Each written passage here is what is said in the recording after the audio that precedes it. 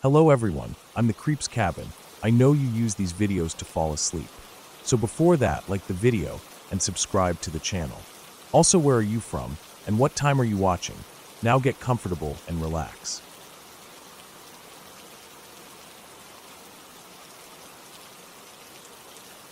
It was late in the afternoon when I decided to go for a walk along a quiet country road I hadn't taken before. The day had been warm, but the air was beginning to cool, and a faint breeze moved through the tall grass on either side of the cracked asphalt. I'd been feeling restless all day, and I thought a long walk might help clear my head. The road was narrow, lined with overgrown weeds, and patches of gravel crunched under my shoes with every step. In the distance, there was a line of trees stretching across the horizon like a dark wall. The road seemed to lead straight into them. I didn't have a real destination in mind, but I liked the idea of seeing where the road ended. I had no reason to feel uneasy at first. Birds were still chirping, and the sky was open and pale, with a faint orange tint from the lowering sun. But the further I walked, the fewer signs of people there were. The occasional farmhouse I'd passed earlier had long since disappeared from view, replaced by wide, empty fields. I could see broken fence posts leaning at odd angles and rusted barbed wire tangled in the weeds. Eventually, the road began to slope downward slightly. The sound of my footsteps felt louder, sharper, like they were echoing off something unseen. I noticed how the wind had stopped, leaving the air still and heavy. It was strange how sudden the change was. The grass on both sides barely moved now, and the only sound was the dull scrape of gravel beneath my shoes. The tree line ahead seemed closer now, but the way the light was fading made it look almost black. By the time I reached the edge of the woods, the road had turned into a rough dirt path. It was rutted in places, with shallow puddles of muddy water collected in the deeper grooves. I stepped around them carefully, not wanting to soak my shoes. The trees on either side were tall and dense, their branches forming a high canopy that blocked out much of the remaining daylight. The moment I stepped under them, the temperature dropped noticeably. The air smelled of damp leaves and old earth, like the forest floor had been wet for days. The path twisted deeper into the trees. I could hear faint rustling somewhere off to my right, maybe a small animal in the undergrowth, but I couldn't see anything through the thick brush. As I walked further, I started to notice subtle things. The path seemed less used here, with weeds growing in the middle of it, and the dirt was soft under my feet in some spots, almost spongy. There was no wind at all now, and the stillness had a weight to it, pressing in on my ears. I kept glancing back over my shoulder, but the path behind me was already darker, swallowed by shadows. After a while, I realized I hadn't heard any birds since entering the woods. Not a single chirp or flutter of wings. The silence was unnatural, so complete that I could hear my own breathing clearly. My footsteps seemed too loud, too out of place. I slowed down without meaning to, my eyes scanning the trees for any movement. The path took a sharp curve to the left, and as I rounded it, I saw something ahead that made me stop completely. There was a shoe lying in the middle of the path. It was dirty and worn, the kind of thing you'd expect to see tossed aside in a city alley, not out here in the middle of nowhere. It looked like it had been there for a while. Dirt clung to the laces, and one side of the sole was peeling away. I stared at it for a long moment, my mind trying to come up with a reasonable explanation. Maybe a hiker had lost it. Maybe someone had been walking through and didn't notice it fall. But the way it sat there, almost directly in the center of the path, felt deliberate somehow. I stepped around it and kept moving, but the unease in my stomach was growing heavier. I noticed my pace had quickened without me deciding to speed up. The path seemed narrower now, the undergrowth crowding closer, forcing me to brush against branches that left faint scratches on my arms. My eyes kept darting to the sides, scanning the shadows between the trunks, certain I was going to see something move. Not long after, I spotted something else. This time it was a dark-colored jacket hanging from a low branch just off the path. The sleeves dangled down, swaying slightly, even though there was no breeze. The fabric was damp and clung to the branch in places, as if it had been hanging there for a long time. My heart was pounding harder now. It was too much of a coincidence to find two abandoned items like that so close together. I told myself to turn back, but when I looked behind me, the path seemed darker than before. The shadows were thick and heavy, making it hard to see more than a few feet. I felt an instinctive resistance to the idea of walking back into that darkness. So I kept moving forward, even though I didn't know where this path led. My legs felt tense, ready to run at the first sign of movement. The next turn in the path brought me to a small clearing. The ground here was uneven, with patches of bare dirt and scattered leaves. On the far side of the clearing, there was an old wooden structure, what looked like the remains of a hunting blind or maybe a storage shed. The wood was gray and splintered, with several boards missing. Something about it felt wrong immediately. The air smelled faintly of something sour, like meat left out too long. I stood at the edge of the clearing, scanning the shadows inside the structure. It was too dark to see clearly, but I thought I could make out shapes, piles of something stacked against the far wall. I didn't want to get closer, but at the same time, I couldn't just turn away without knowing. Every step I took toward it felt heavier, my skin prickling like it knew I was doing something I shouldn't. When I finally reached the open doorway, the smell was stronger. My eyes adjusted slowly to the gloom, and I saw what had been stacked inside. It wasn't just old wood or debris. There were bags, black trash bags, tied tightly at the top. Some were slumped over, others stacked on top of each other. A few had split open slightly, and from one of them, I saw something pale inside. I didn't want to think about what it was, but the shape was unmistakably organic. I backed away, my heart beat loud in my ears. I didn't want to turn my back on that shed, but I knew I had to leave. The stillness around me felt different now, heavier, almost watchful. I moved quickly back toward the path, glancing over my shoulder every few seconds. My ears strained for any sound that didn't belong to me. Somewhere behind me, I thought I heard a faint snap, like a branch breaking under weight. I froze, holding my breath. The sound didn't come again, but I didn't wait. I started moving faster, then faster still, until I was nearly jogging. The path seemed to stretch on longer than before, the turns unfamiliar, even though I knew I was retracing my steps. My chest ached from breathing too hard, but I didn't slow down. When I finally saw the pale light of the road ahead, I felt my muscles loosen slightly. I didn't stop until I was fully out of the trees and standing back on the cracked asphalt. The breeze had returned, cool against my face, but I couldn't shake the feeling that I was still being watched from the darkness of the tree line. I walked quickly back the way I'd come, not looking over my shoulder again. By the time I saw the first farmhouse in the distance, my legs felt heavy and my throat was dry. I didn't stop moving until I reached my own door and locked it behind me. That night, I kept thinking about the shoe, the jacket, and those black bags in the shed. I knew I should call someone, tell them what I'd found, but part of me was afraid of what might happen if I drew attention to it, afraid of who might already know I'd been there. In the end, I stayed silent. But I haven't walked down that road again, and I never will. Because sometimes the woods don't need ghosts to be dangerous. Sometimes it's what's already living and hiding there that's worth fearing. And I know now, without a doubt, that someone else was in those trees with me that day. Someone who never made a sound.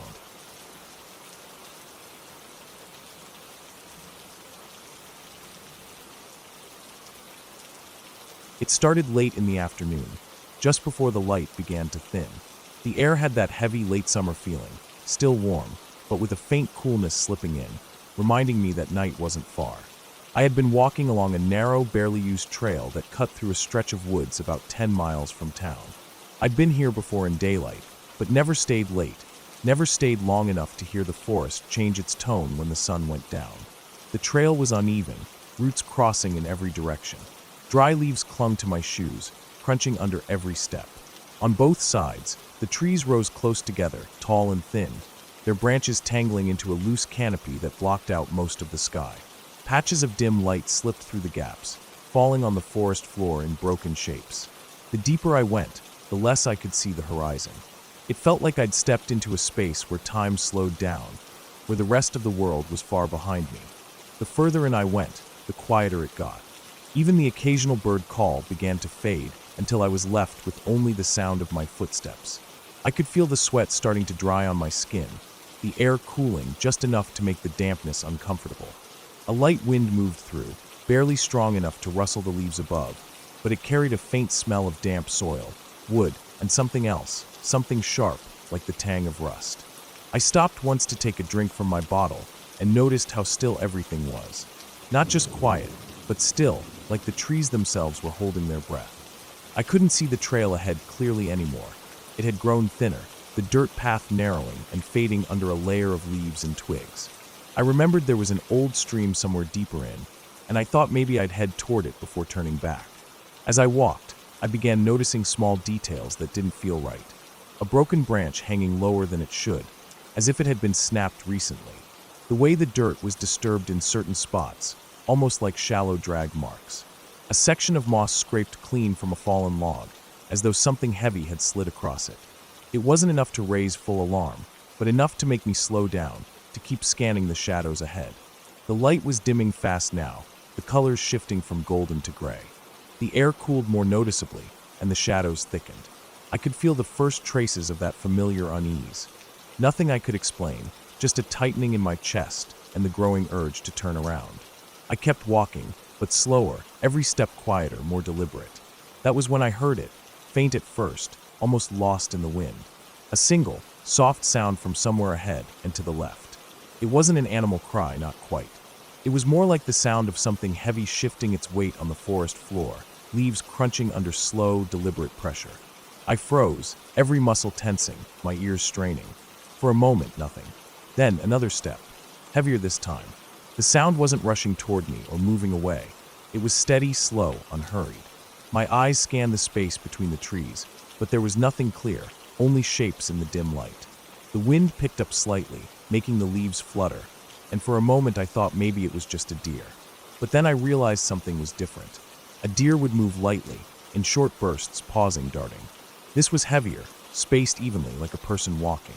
I couldn't see far enough ahead to know for sure, and my stomach tightened at the thought of someone else being this deep in the woods without me knowing it.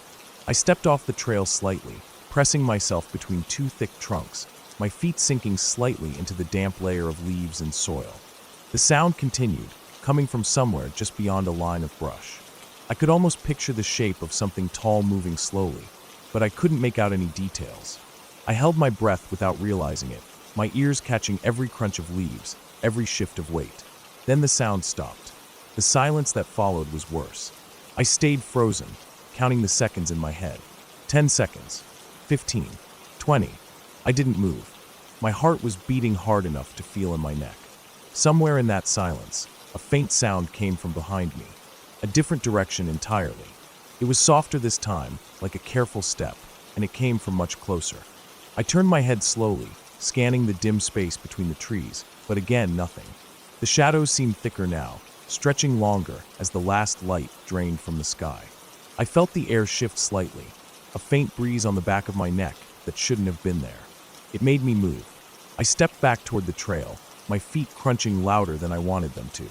My pace quickened, and the urge to get back to where the trees thinned out became all I could think about. Every few steps I glanced over my shoulder, and every time I did, I swore I caught the faintest flicker of movement far behind me. A shape too tall to be a deer, too steady to be the wind. I didn't let myself slow down. My breathing grew shallow, and my body felt tense all over. The trail seemed longer now, the familiar markers I remembered from earlier nowhere in sight. The sounds began again, keeping pace with me, always just far enough behind that I couldn't see clearly. The crunch of leaves, the snapping of twigs, the kind of sounds that matched my own movements almost too closely. My legs burned as I pushed myself faster, my eyes darting constantly to the sides and back. When the first sign of the treeline appeared ahead, just a faint thinning of the darkness, I felt a wave of relief push through the fear. I moved quicker, almost running now, but the sounds behind me matched the change. They grew faster, heavier, more certain. I broke into a full run, my breath ragged, my arms pumping. The trees began to thin, patches of pale sky appearing between them. I didn't dare look back now, didn't want to see what might be there. The ground felt uneven under my feet, roots catching at my shoes, but I pushed forward.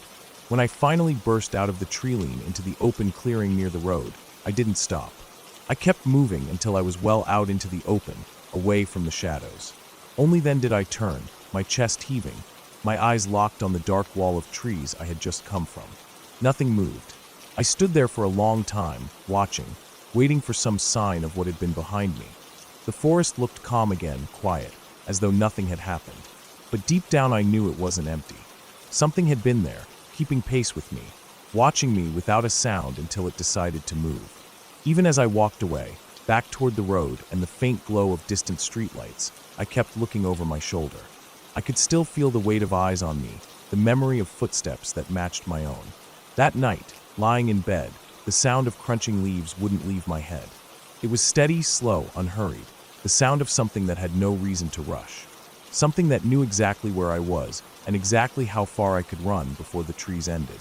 And in that dark, quiet space of my room, I realized I had no idea how long it had been following me. It could have started long before I ever heard it, long before I even thought to look behind me. It could have been there from the moment I stepped into the woods.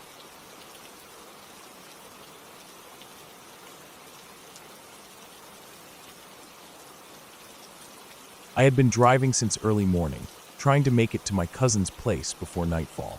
The road cut through long stretches of farmland, occasional patches of forest, and small towns that felt almost abandoned. The air had been warm during the day, but as the sun dipped lower, the temperature dropped, and a damp chill settled in. I was still about 2 hours away when I saw a small gas station on the side of the road. The sign above it was old, the paint fading, but I decided to stop and stretch my legs before continuing. The gas station was one of those lonely places with a single pump, a flickering overhead light, and a store that looked like it hadn't been updated in decades.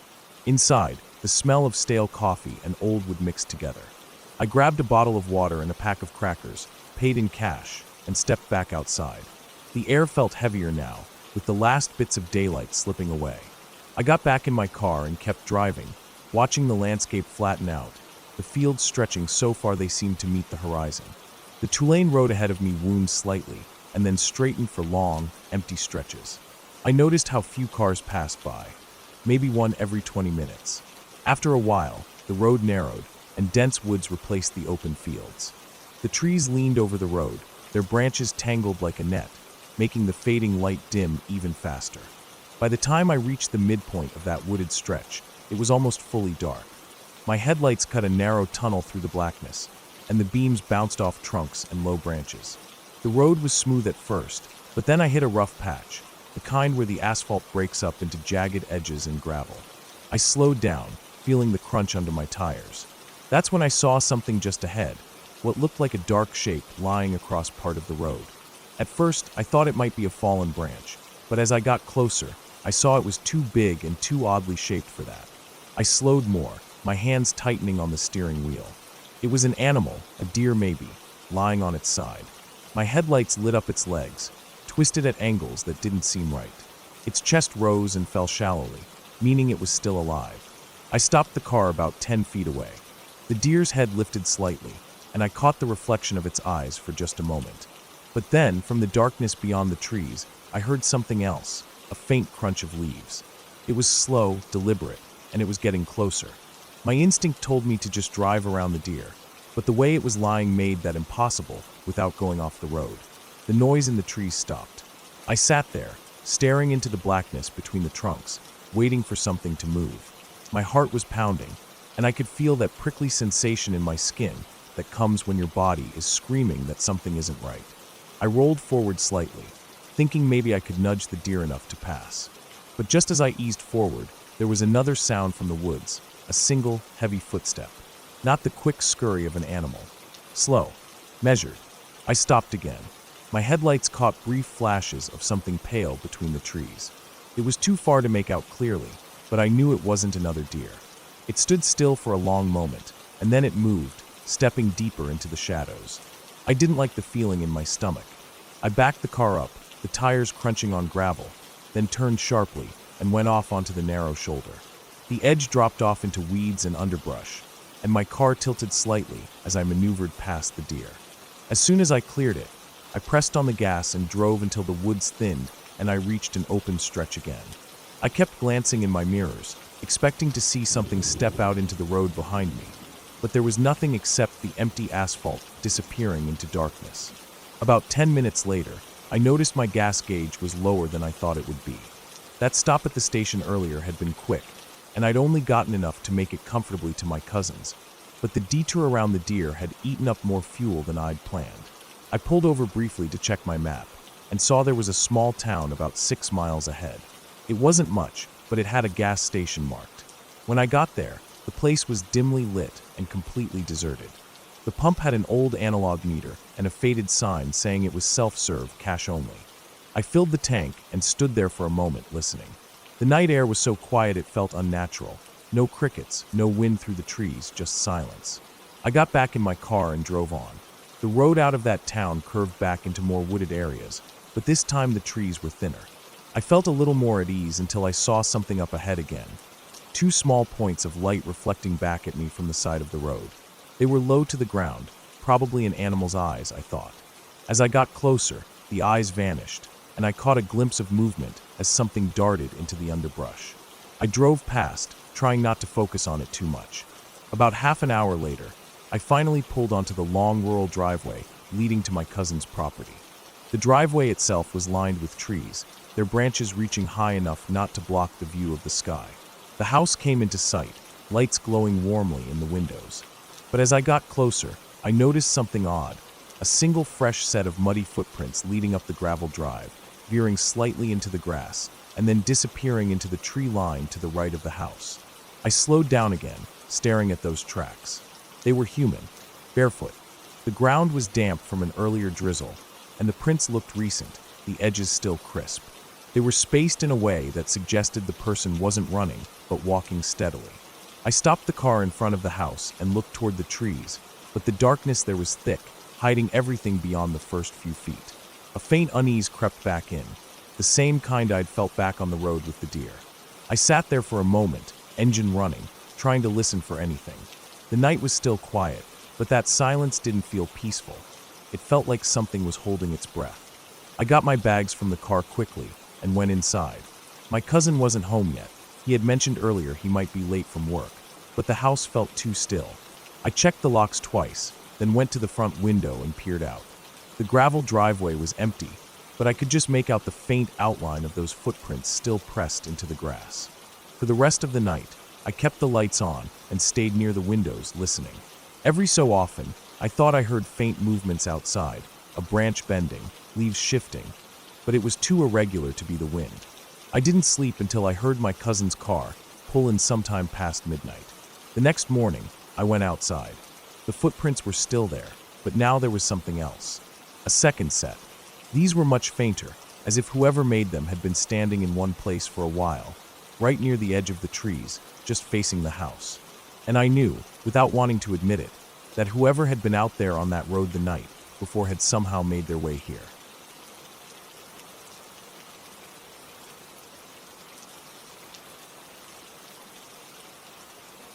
It had been a long week at work, and I needed to get out of the city. My head felt like it was in a constant hum from the noise of traffic, screens, and people talking over each other. I had no interest in going to a crowded place or a tourist spot. I just wanted somewhere quiet, somewhere I wouldn't hear anything but the wind. I thought about a small lake I had seen once while driving through a rural area. The road that led to it was rough and narrow, barely more than a track, and it wound through thick woods until it reached an open clearing with water in the middle.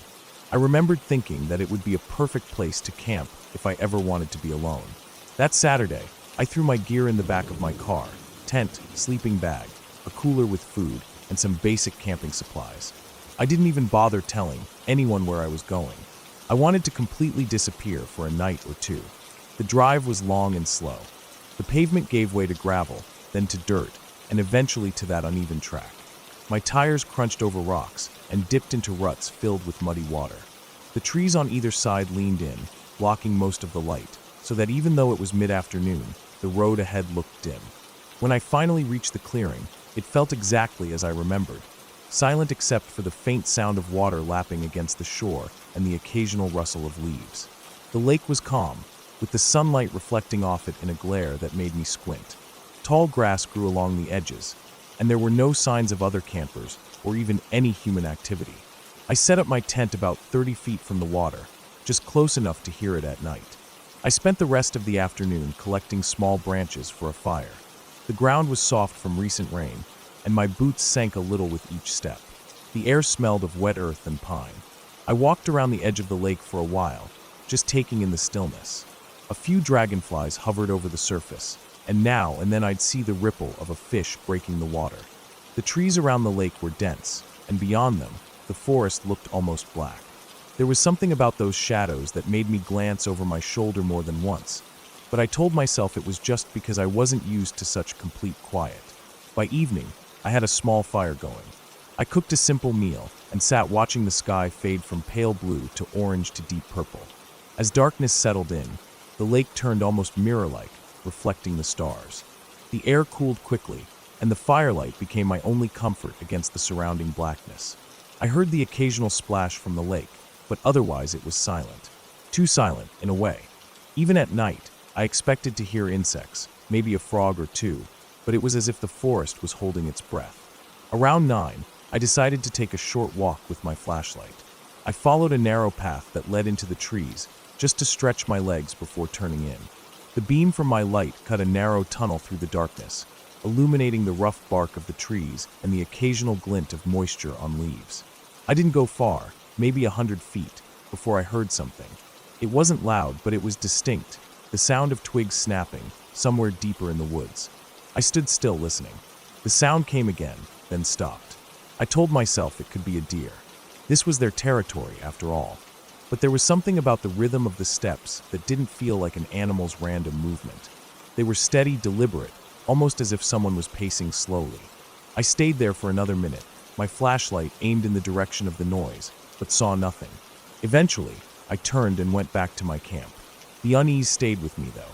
When I crawled into my tent, I kept the flashlight next to my sleeping bag. The fabric walls of the tent felt too thin, too flimsy. Every sound outside seemed louder in the dark. I lay there, listening to the faint whisper of the wind through the trees, until I finally drifted off. I don't know what time it was when I woke up.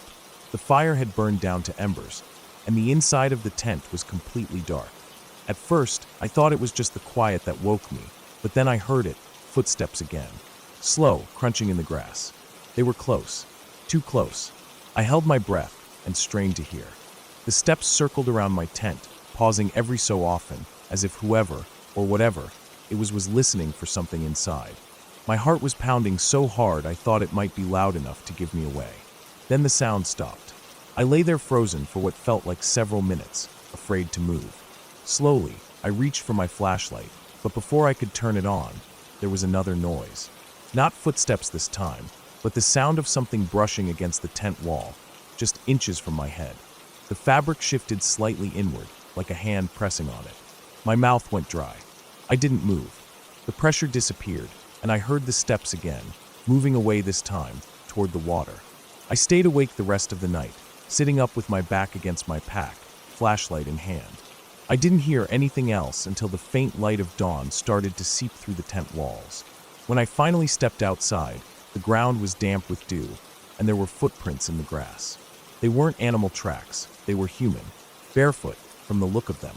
The prints led from the tree-line to my tent, circled it, and then went toward the lake. I followed them slowly, every nerve in my body tense.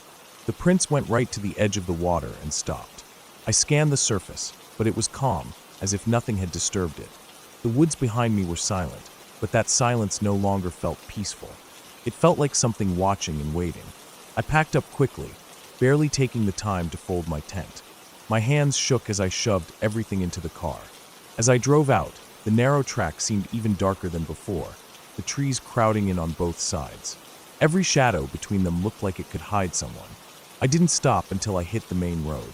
Only then did I realize how tense my shoulders had been, how tightly I'd been gripping the wheel.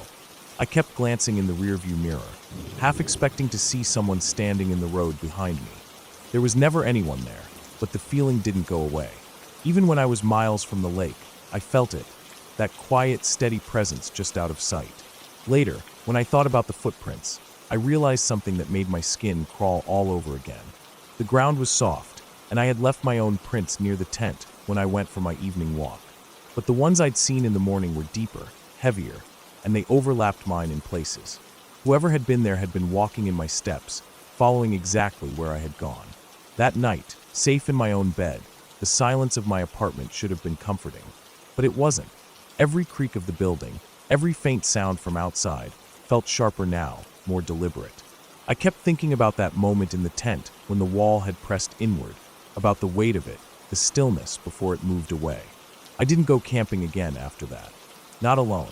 Not anywhere near a place where you can't tell if the quiet is just the woods being still, or if it's someone waiting for you to let your guard down.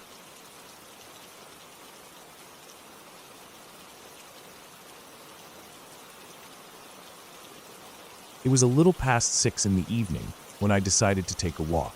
The air had cooled just enough after the day's heat, and the sky was beginning to soften into that dim orange haze before sunset. I had been restless all day, sitting at home doing nothing, and I figured a walk might help clear my head. I didn't have a set route in mind, just the thought of moving until the streetlights started flickering on. My neighborhood sat on the edge of a long, quiet road that eventually bled into the countryside, and I thought maybe I'd go far enough to see the open fields before turning back.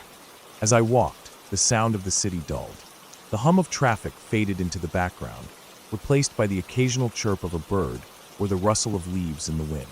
The road stretched ahead in long, slow curves, the street narrowing slightly with every step. Houses thinned out, replaced by tall weeds creeping up from neglected plots of land. I could feel the air shifting, less exhaust, more earth and grass. My steps felt lighter. I noticed the smell too, cleaner, sharper, a mix of soil and faintly damp wood. The light was fading faster than I expected. I kept thinking I'd go just a little further, but each bend in the road seemed to reveal another stretch that looked even more open, like the next curve might finally show me the fields in their entirety. My shoes crunched over small stones scattered across the road's shoulder.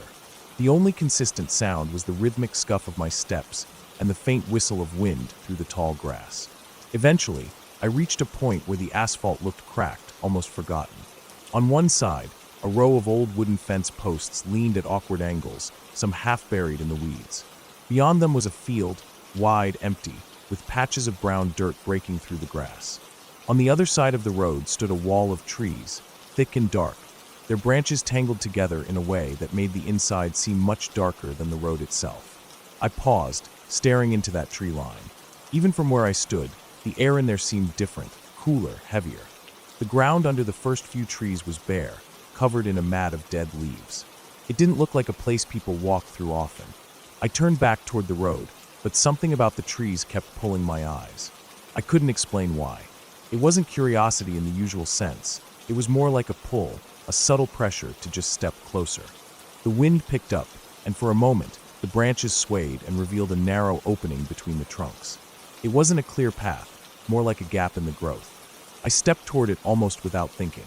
The road behind me was still visible, but I could already feel how quiet it got with just a few steps under that canopy. The sounds of the outside world dulled, replaced by the low groan of wood shifting in the wind. The air smelled strongly of damp earth. The ground was uneven, soft in some spots, firm in others. I could hear twigs snapping under my shoes. A layer of thin fog clung to the forest floor in scattered patches, hugging the bases of the trees. I didn't go far, just enough to feel like I was somewhere entirely separate from the open road. My heart was beating faster, not in panic, but in a kind of heightened awareness. The stillness pressed against my skin. Every movement I made seemed too loud in comparison. That's when I heard it, a sound that didn't belong to the wind or the shifting of branches. It was faint at first, almost like fabric dragging over the ground. I froze, my ears straining. The sound came again, slow, uneven, like something heavy being moved, then a pause, then another drag. I turned toward where it seemed to be coming from, deeper into the trees. I couldn't see far. The light was dim, and the spaces between trunks blurred into shadow. But I could hear it more clearly now. Drag. Pause. Drag. I told myself it could be an animal, maybe a deer moving through undergrowth. But there was no rustling, no quick, sharp movement. Just that slow, deliberate sound. I realized my hands were clenched without meaning to. My mouth felt dry. The dragging stopped for a moment, and in that silence, I could hear something else, a faint, steady breathing. It was low, heavy, and it didn't sound far. I backed up a step, keeping my eyes on the dark patch between the trees where the sound had come from. The breathing grew quieter, like it was moving away.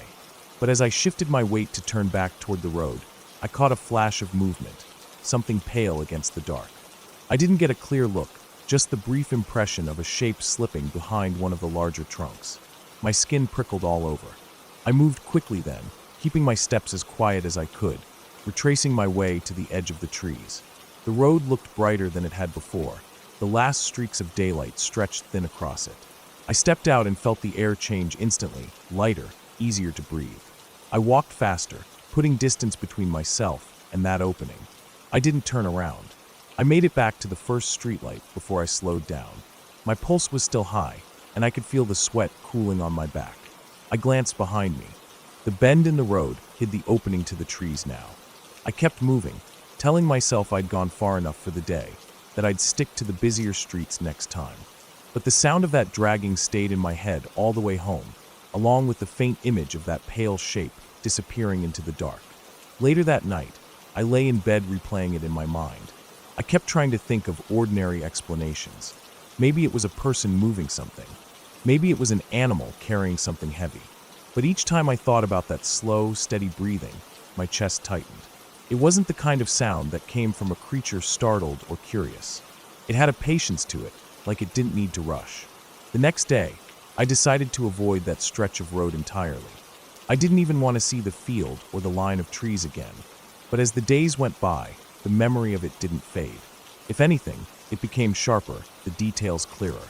The smell of damp soil, the uneven ground under my feet, the cold shift in the air, the way the trees seemed to hold something just out of sight. I realized I had no idea how far that forest went or what was inside it. I didn't want to know. Weeks later, I heard from someone in the neighborhood that an old storage shed had been found deep in those woods, collapsed in on itself. They said there were signs that someone had been living there at some point. Food cans, blankets, a pile of clothes. No one knew for how long. They didn't say anything about finding anyone inside. I didn't ask questions. I didn't walk that way again. But sometimes, when the wind is right and the night is quiet enough, I swear I can still hear it. The slow drag, the pause, and that breathing, patient and steady, waiting for something to wander close again.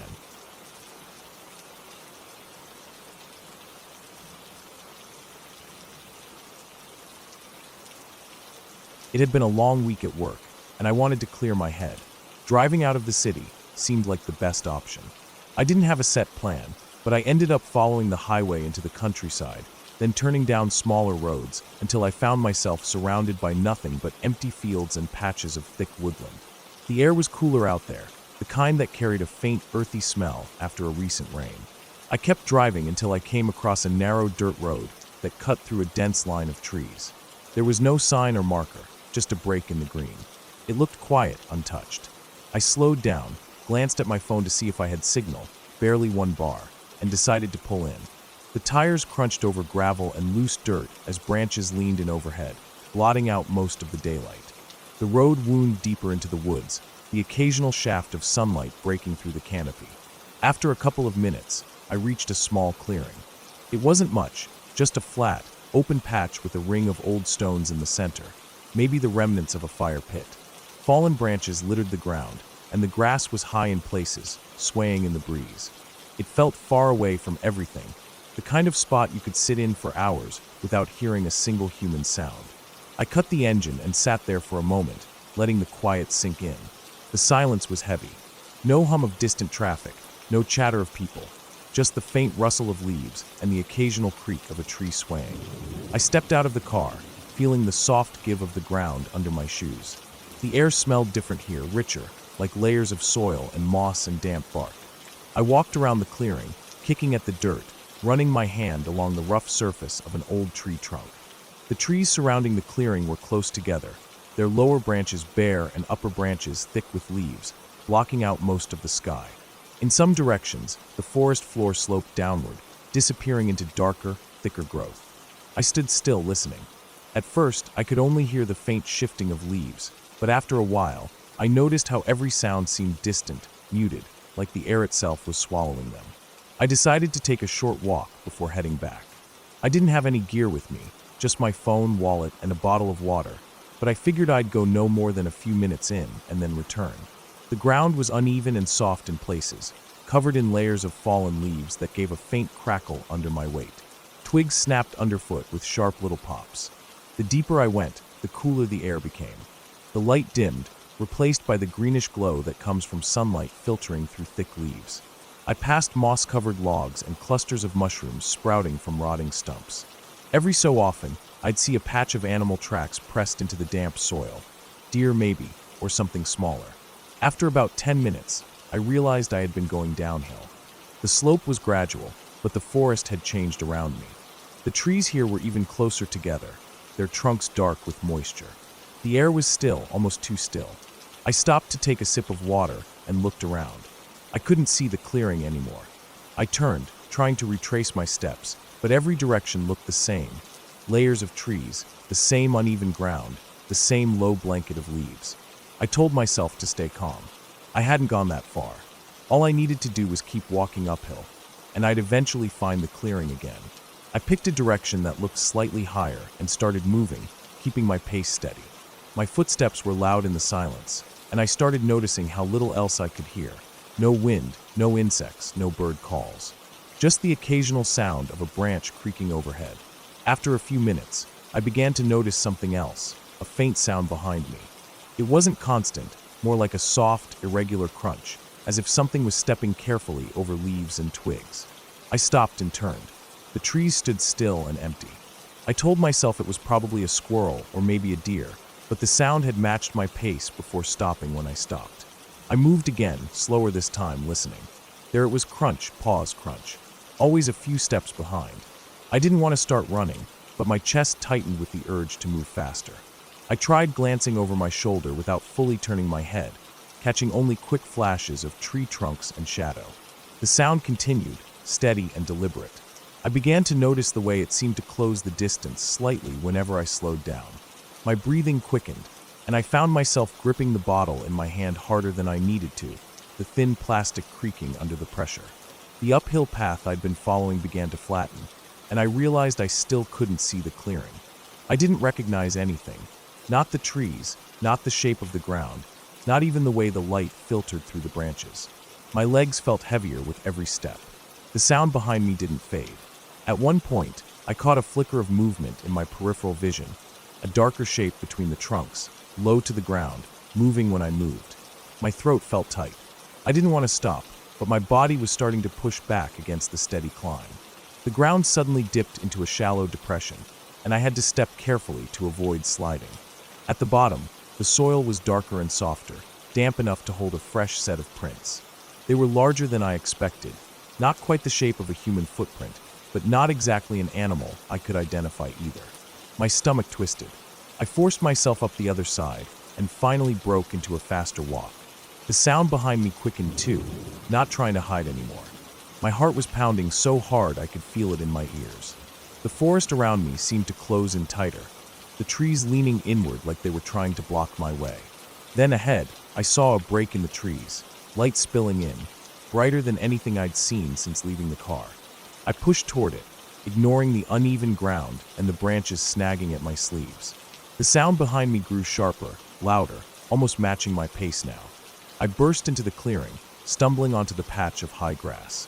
My car was still there, sitting in the same spot, its metal catching the afternoon light. I didn't look back. I walked fast, trying to keep my movements controlled, my hand shaking as I reached for the door handle. Once I was inside, I locked the doors and started the engine. I sat there for a moment, breathing hard, gripping the steering wheel so tightly my knuckles ached. Through the windshield, the trees stood silent and still, but I could feel the weight of the forest pressing at the edges of the clearing, like it was waiting for me to step back inside. I didn't stay to see if anything moved. I backed out slowly, turned the car around, and drove until the dirt road gave way to pavement. The quiet stayed with me the whole way home, not just in my ears, but in my chest, a lingering heaviness that made me think about how easily I had disappeared into those trees, and how close I might have been to not finding my way back.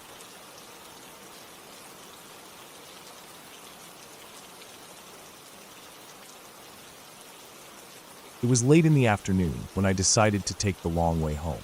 The main road was busy, and I had no patience for the constant noise of cars rushing past. I wanted quiet. I wanted to feel the air without exhaust fumes in it. I knew a back trail that cut through a wide stretch of woods and eventually connected to a dirt path not far from my street. I'd used it a few times before. It was longer, but there was something about walking through the stillness of the trees that felt better than dealing with the city sounds. The sun was low, but it wasn't quite sunset. The light came through the trees at an angle, painting everything gold. The air smelled like damp earth and dried leaves. The ground was soft in places, covered with layers of pine needles. I could hear my own footsteps, and the faint sound of wind high above in the branches. The deeper I went, the more I noticed the air growing cooler. The trees here were tall and close together, blocking out more of the light. The sound of the city faded away until there was nothing but the occasional creak of wood shifting and the faint rustle of leaves. My pace slowed without me realizing. It wasn't because I was tired. It was because my senses had started to sharpen in that way they do when you suddenly become aware of being alone in a place you can't see all of. I kept walking, following the narrow trail that wound between thick trunks. I knew this part well. There was a fallen tree up ahead that had been lying there for years, half sunk into the dirt. I used it as a marker in my head. When I reached it, I'd be almost halfway through the woods. But as I came around a bend, I noticed something strange. The forest floor ahead looked disturbed. Leaves had been brushed aside in wide arcs, and the dirt underneath was darker, freshly exposed. I slowed down even more. I told myself it was probably just a deer digging around for something. But then I saw the marks, long, deep grooves in the soil, parallel to each other. They were far too wide apart to be made by any deer I'd ever seen. They looked almost like someone had dragged something heavy, maybe a log or... I didn't want to finish the thought. I stepped over them and kept going, but my ears were open now. Every sound felt louder. My boots pressed into the soft dirt, and each step felt like it echoed. I glanced over my shoulder more than once, half expecting to see someone behind me. But the trail stayed empty. When I reached the fallen tree, I stopped. Normally I would sit here for a minute, maybe drink some water, but something in my body told me to keep moving. That low, prickling tension had settled into my skin. The kind where you feel like you're being watched even if you can't see anyone. I scanned the trees on both sides of the trail. Nothing moved. Still, I walked faster. The forest seemed quieter now, almost unnaturally so. Even the wind had died down. I could hear my breathing. Then, faintly, I caught another sound. A low, irregular crunch. It wasn't constant, just every few seconds, like a footstep falling on dry leaves somewhere off to my left. I didn't stop, but I turned my head slowly in that direction. Between the trees, the shadows were thick, and the sunlight barely reached the ground. I saw no one. The sound came again. Crunch. Then silence. Then crunch. It wasn't in rhythm with my own steps, and that told me enough. Someone, or something, was moving out there. I kept walking, trying to look straight ahead as if I hadn't heard it. My hands had started to sweat, and I could feel my heartbeat picking up. The crunching didn't stop. It didn't get closer, but it didn't fade either. It stayed level with me, always off to the left. That meant whoever it was matching my pace. I thought about breaking into a run, but I knew if I did, it would be obvious that I knew they were there. Instead, I sped up gradually, making my stride longer. The sound kept pace with me. I could hear branches snapping lightly now, like someone brushing past them. Up ahead, the trail forked. The main path went straight, but a smaller one veered right, climbing slightly uphill toward a ridge. I took the smaller path without hesitation, moving fast. It was steeper, and the ground here was rockier, so my steps landed harder. That meant I couldn't hear the other footsteps anymore, which was almost worse. When I reached the top of the ridge, I crouched behind a thick cluster of bushes and turned back, peering down toward where I had come from. My eyes scanned the lower trail, my breath held. For a long moment, nothing happened. The woods below were still. Then I saw movement, a shape passing slowly between the trees. It wasn't close enough for me to see clearly, but I could tell it was human, tall, broad-shouldered, moving with a steady, deliberate pace. They didn't look up toward the ridge. They stayed on the lower trail, heading in the same direction I had been going. I waited until they passed out of sight. My muscles felt stiff from crouching so long, but I didn't move until I was sure I couldn't hear anything. Finally, I stood and cut across the ridge, moving in the opposite direction from where they had gone. I didn't take any trails now. I just moved through the trees, stepping over roots, pushing through undergrowth. Every so often, I stopped and listened. Nothing, just the quiet of the forest. But the tension never left. Even when I could see the break in the trees that marked the edge of the woods, I didn't relax. I kept expecting to hear a branch snap behind me. When I finally stepped out into the open, the last of the daylight was fading. I crossed a narrow ditch and found myself on a gravel road I recognized. From here, it was only a short walk back to my street. I kept looking over my shoulder the whole way.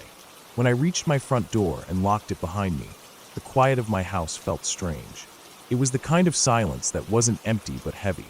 I stood there for a long time, still gripping my keys, feeling the sweat cooling on my skin. I never found out who was in those woods that evening, or why they had been keeping pace with me. But I stopped using that trail completely. And even now, whenever I walk alone, I pay attention to every sound, every shadow, every slow, deliberate crunch of leaves in the distance.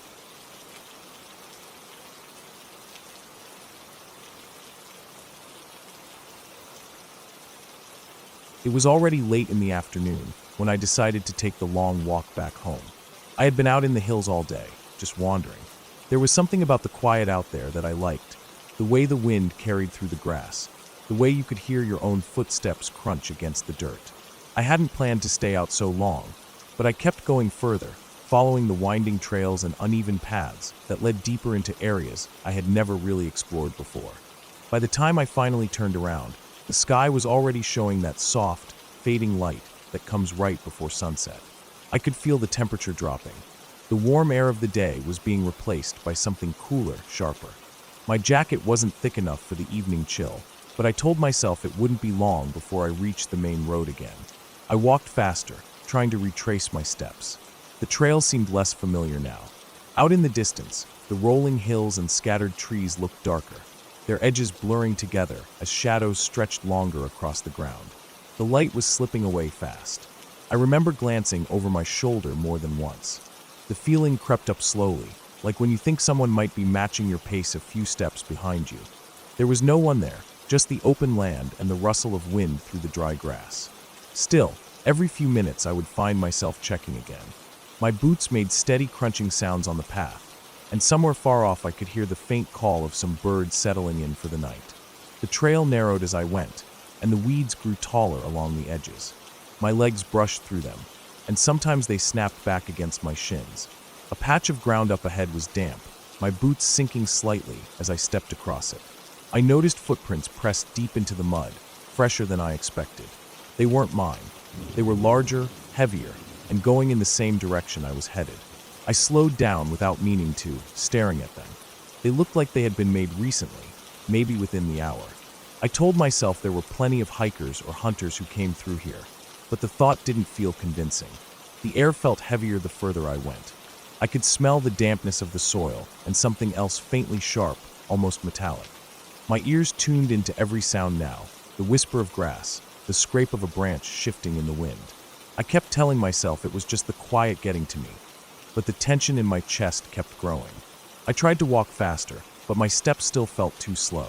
I came to a bend where the trail dipped between two low ridges. The sun was almost gone now, leaving the world in that dim blue light where shapes lose their sharpness. My eyes kept darting to the sides, scanning the edges of the ridge where the grass moved. There was a noise, quick, sudden, a shift of weight on loose stones somewhere above me. I stopped. My breath clouded faintly in the air. Nothing moved. The silence was worse now, like the whole place was holding its breath. I started walking again, but now my footsteps sounded too loud. The path curved again, and then straightened for a while. The ridges gave way to a flat stretch, but the grass was taller here, swaying in the breeze. I couldn't see far ahead. I kept glancing down at the dirt. The same footprints appeared again, only now they were deeper, as if whoever made them had started moving faster. The smell in the air was stronger now. I thought maybe it was an animal carcass somewhere nearby, hidden in the grass. My chest felt tight, my heartbeat heavier. I tried to focus on getting to the road, picturing the faint yellow glow of the street lamp I knew stood near the turnoff. If I could see that light, I'd know I was close. I came to another muddy patch, and this time there were fresh scuff marks in the dirt alongside the footprints, like someone had slipped or turned suddenly. My mind kept trying to make sense of it, but I didn't stop moving. The grass on my left rustled suddenly, sharply, and my legs almost froze. It wasn't the gentle sway from the breeze. It was something pushing through, moving fast. I didn't run, not yet, but I sped up. My hands curled into fists without thinking. My eyes kept trying to catch something in my peripheral vision, but it stayed hidden, moving only when I moved, like it was keeping pace. The sound of it through the grass came and went, sometimes close, sometimes farther off. When the road finally came into view, it was only a faint line between the dark grass and the even darker trees beyond. I could almost make out the street lamp, though it looked dim from this distance.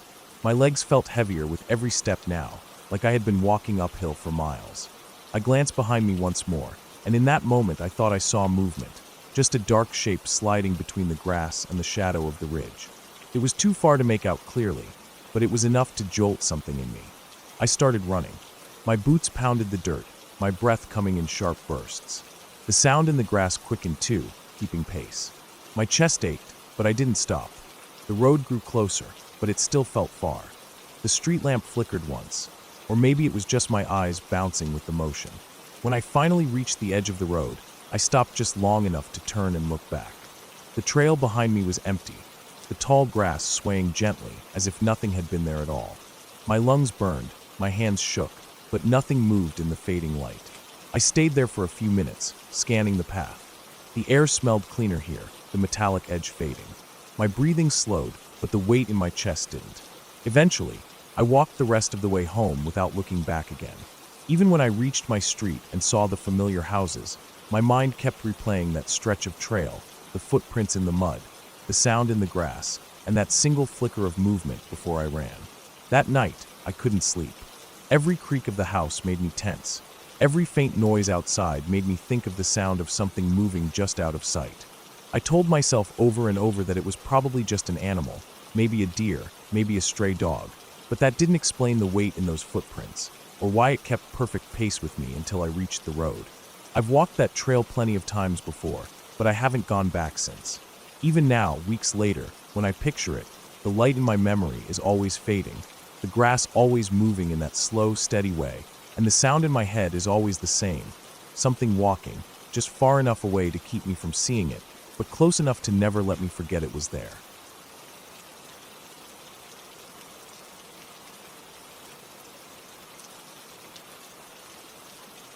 I was driving home late in the evening after a long day at work. The sun had already gone down, and the sky was a deep, dull blue fading into black. The kind of darkness that swallows the edges of the road and makes the headlights feel weaker than they should. I had taken a longer route than usual because I needed to stop by a friend's place to drop something off. His house was in a small rural area, and the quickest way back to my place from there was through an old back road that cut through miles of farmland and wooded stretches. I'd driven that road a handful of times in the past, but only during the day. At night, it felt completely different. There were no streetlights, no houses for long stretches, and the road itself was narrow, just 2 lanes with faded paint lines that were barely visible under my headlights. The pavement was cracked in places, and I could see where old patches had been made years ago, but were now wearing down again. On either side, tall grass and weeds grew right up to the edge, with occasional fence posts leaning at odd angles, some missing entirely. The air felt still, almost heavy, and I noticed I was gripping the steering wheel tighter than normal. My windows were up, but I could still feel that faint chill that comes when you're far from any city, surrounded by open land at night. My radio was off, partly because I wanted to concentrate on the road, but also because, for some reason, I didn't want any noise breaking the quiet. I could hear my tires rolling over the uneven surface, the occasional crunch when a stray bit of gravel or debris scattered under them. The first few miles were uneventful, but then I noticed something strange. Off in the distance, maybe a quarter mile ahead, my headlights caught a faint glint, something reflective low to the ground. At first, I thought it was maybe an animal's eyes catching the light, but as I got closer, it didn't move. It stayed in the same spot near the side of the road. My stomach tightened a bit.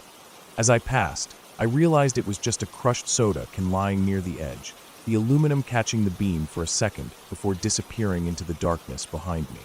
It wasn't anything, but the way my mind had jumped made me realize I was on edge. The road began to dip and curve through a wooded section. The trees on both sides were tall and close together, their branches hanging overhead like a canopy. My headlights lit the trunks in a stark white for just a moment before they slipped back into shadow as I passed. The air seemed even colder here, and I had the strange sensation of being watched, though I knew that was just my nerves. Still, I kept glancing at the mirrors, scanning the thin slices of road behind me lit by my taillights. Halfway through that wooded stretch, I saw something else up ahead. At first, it was just a vague shape, darker than the shadows around it, right at the edge of the road. As I drew closer, the outline sharpened. It was a bag. A large duffel bag lying partly in the grass, partly on the pavement. It looked dirty, the kind of worn you get from being left outside for a while, but it was definitely zipped shut. I slowed slightly as I passed, but I didn't stop. Something about it didn't sit right with me. There was no car nearby, no sign that anyone had dropped it accidentally. It was just there, abandoned, in the middle of nowhere. I told myself it could have fallen off a truck, but my mind kept circling the idea of why someone would leave it there. I didn't like the thought of getting out to check, so I kept driving, though I found myself checking the mirrors again, making sure nothing was moving behind me. After a few more miles, the woods began to thin, giving way to stretches of open farmland. The fields were empty this time of year, just flat expanses of dirt with occasional broken-down barns or rusting farm equipment scattered far off from the road. The moon was only a thin sliver, barely enough to give any extra light. Everything outside my headlights was swallowed up in black. It was in one of these open stretches that I noticed a faint movement in the distance ahead. At first, I thought it was heat haze or maybe a trick of the light, but as I got closer, I could see a figure walking along the edge of the road. They were on my side, moving in the same direction I was driving, so I was coming up behind them. There were no sidewalks here, and it was strange to see anyone walking this far from town, especially at night. They were wearing dark clothing, making them hard to see, and their stride was slow, almost deliberate. I eased off the gas slightly, trying to judge what they were doing. As I got within about 50 feet, I realized they weren't carrying a flashlight or anything that made them visible, and something about their posture was strange. They didn't turn or react to my headlights at all. Most people would at least glance back. They just kept walking, heads slightly lowered, arms hanging by their sides. I passed them slowly, keeping my eyes forward, but my peripheral vision caught enough detail to make me uneasy. Their clothes looked dirty, worn, and their shoes were caked with mud. I couldn't see their face clearly. It was shadowed by the angle of the lights, but what little I did see looked pale, almost gray in the harsh beam. Once I was past them, I checked my mirror again. They were still walking, same steady pace, not looking after me. Something about the whole encounter gnawed at me, and I found myself driving faster. The rest of the road ahead stretched empty again, but I couldn't shake the image. That person out here, in the middle of nowhere, in the dark, it didn't feel right. My mind kept going back to the bag I'd seen earlier, the way it was just lying there. Another mile passed, and then, without warning, I saw headlights coming toward me in the opposite lane. A truck. As it drew closer, I realized it was moving fast, maybe faster than it should on this road. We passed each other quickly, and in my mirror, I saw its brake lights flash bright red. It slowed down rapidly, then turned sharply onto the shoulder. That was when I saw it. Its headlights swung and lit up the road behind me for a brief second. In that moment, I caught a glimpse of something that made my chest go tight. The person I had passed earlier was now standing in the middle of the lane, facing the truck. I didn't know what was happening, but instinct told me not to stop. I pressed harder on the gas, watching the mirror until the curve in the road cut off my view. For the next several miles, my mind wouldn't stop racing. I kept thinking about the bag, the figure walking, the way they had appeared suddenly in the lane behind me. It felt like a setup, though I didn't want to admit it. When I finally reached the main highway, the relief I felt was immediate. Streetlights, a bit of traffic, the familiar hum of civilization. It was like stepping back into safety. But even as I drove the rest of the way home, that image stayed in my head. The empty bag on the roadside, the lone figure in the dark, the way they ended up standing in the lane, almost as if they had been waiting for the next car to come along. That night, long after I locked my doors and shut the blinds, I couldn't shake the thought that maybe, if I had stopped to check that bag, or if I had been driving just a little slower, things could have gone very differently. I didn't tell anyone about it, but I never drove that back road at night again. And to this day, whenever I see something lying abandoned by the side of a rural road, I keep driving. Because I know now that sometimes, what you think is just a harmless object left behind might be the start of something you never want to be part of.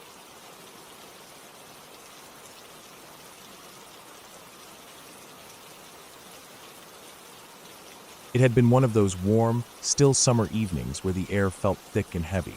The kind of night where sound carried strangely far, and the smallest noises from the distance seemed sharper than they should be. I had decided to go for a walk on the outskirts of town, following a narrow road that eventually curved into a more rural area. I didn't have a real plan for how far I'd go. I just wanted to be alone for a while, to let my thoughts drift while my feet carried me forward. The sun had dipped low behind the tree line, the orange fading into that bluish haze that comes right before true darkness. The road was quiet, lined on both sides by tall grass and scattered trees. Off to my right, I could see an old fence that looked like it hadn't been maintained in years. Wooden posts leaning at odd angles, strands of rusted wire hanging loosely between them. Beyond the fence was an open field, and far past that, the edge of a dense forest. The further I walked, the less I could hear of the town behind me.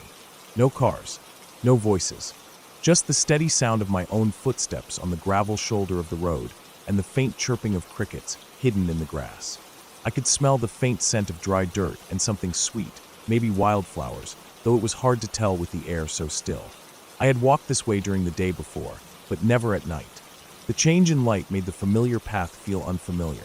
Shapes that I recognized in daylight were now just dark, unidentifiable masses.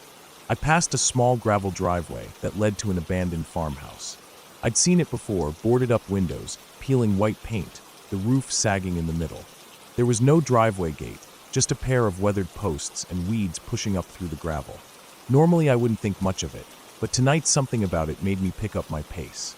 The house sat back at least 100 feet from the road, but even from here, it felt like the kind of place where the walls held too many stories you didn't want to know.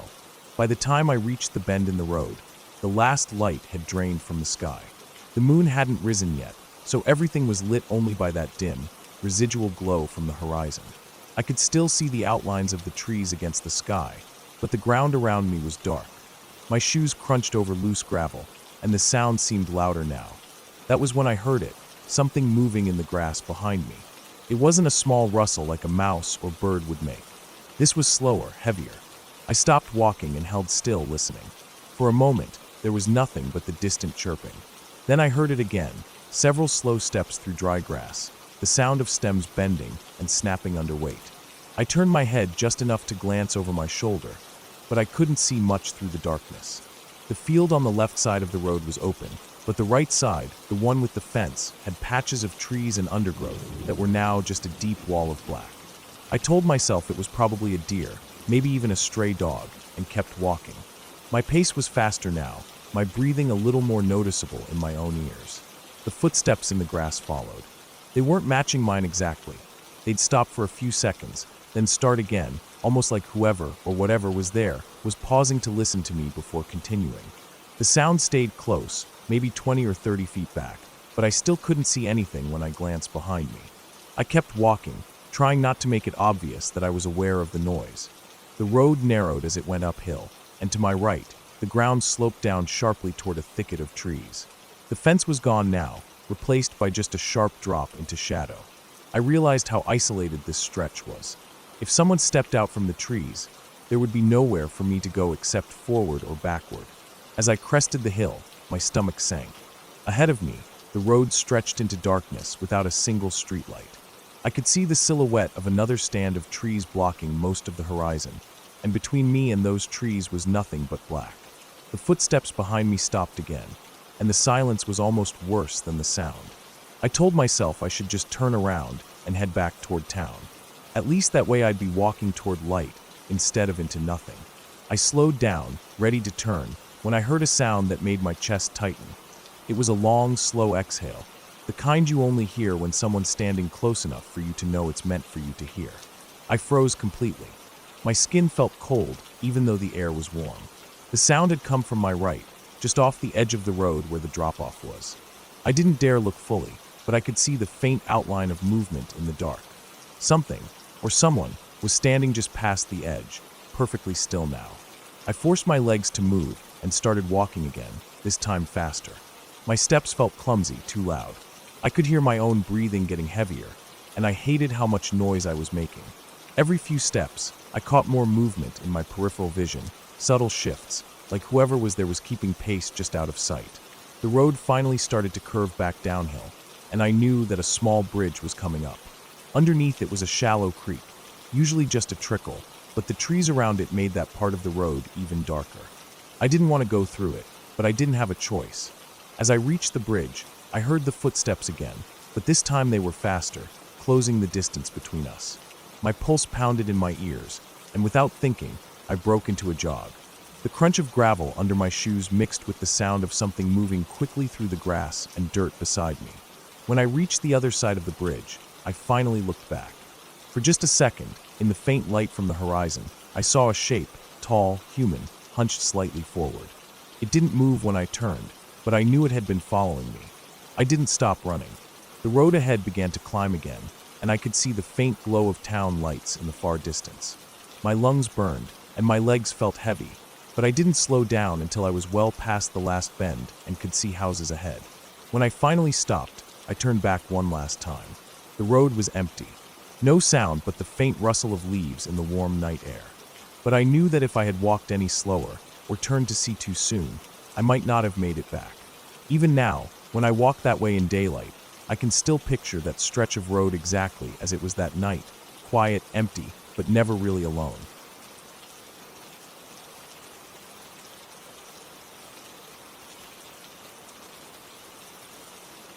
It was late summer, one of those warm days where the sun never seems to hurry down, and the air smells faintly of dry grass and dirt.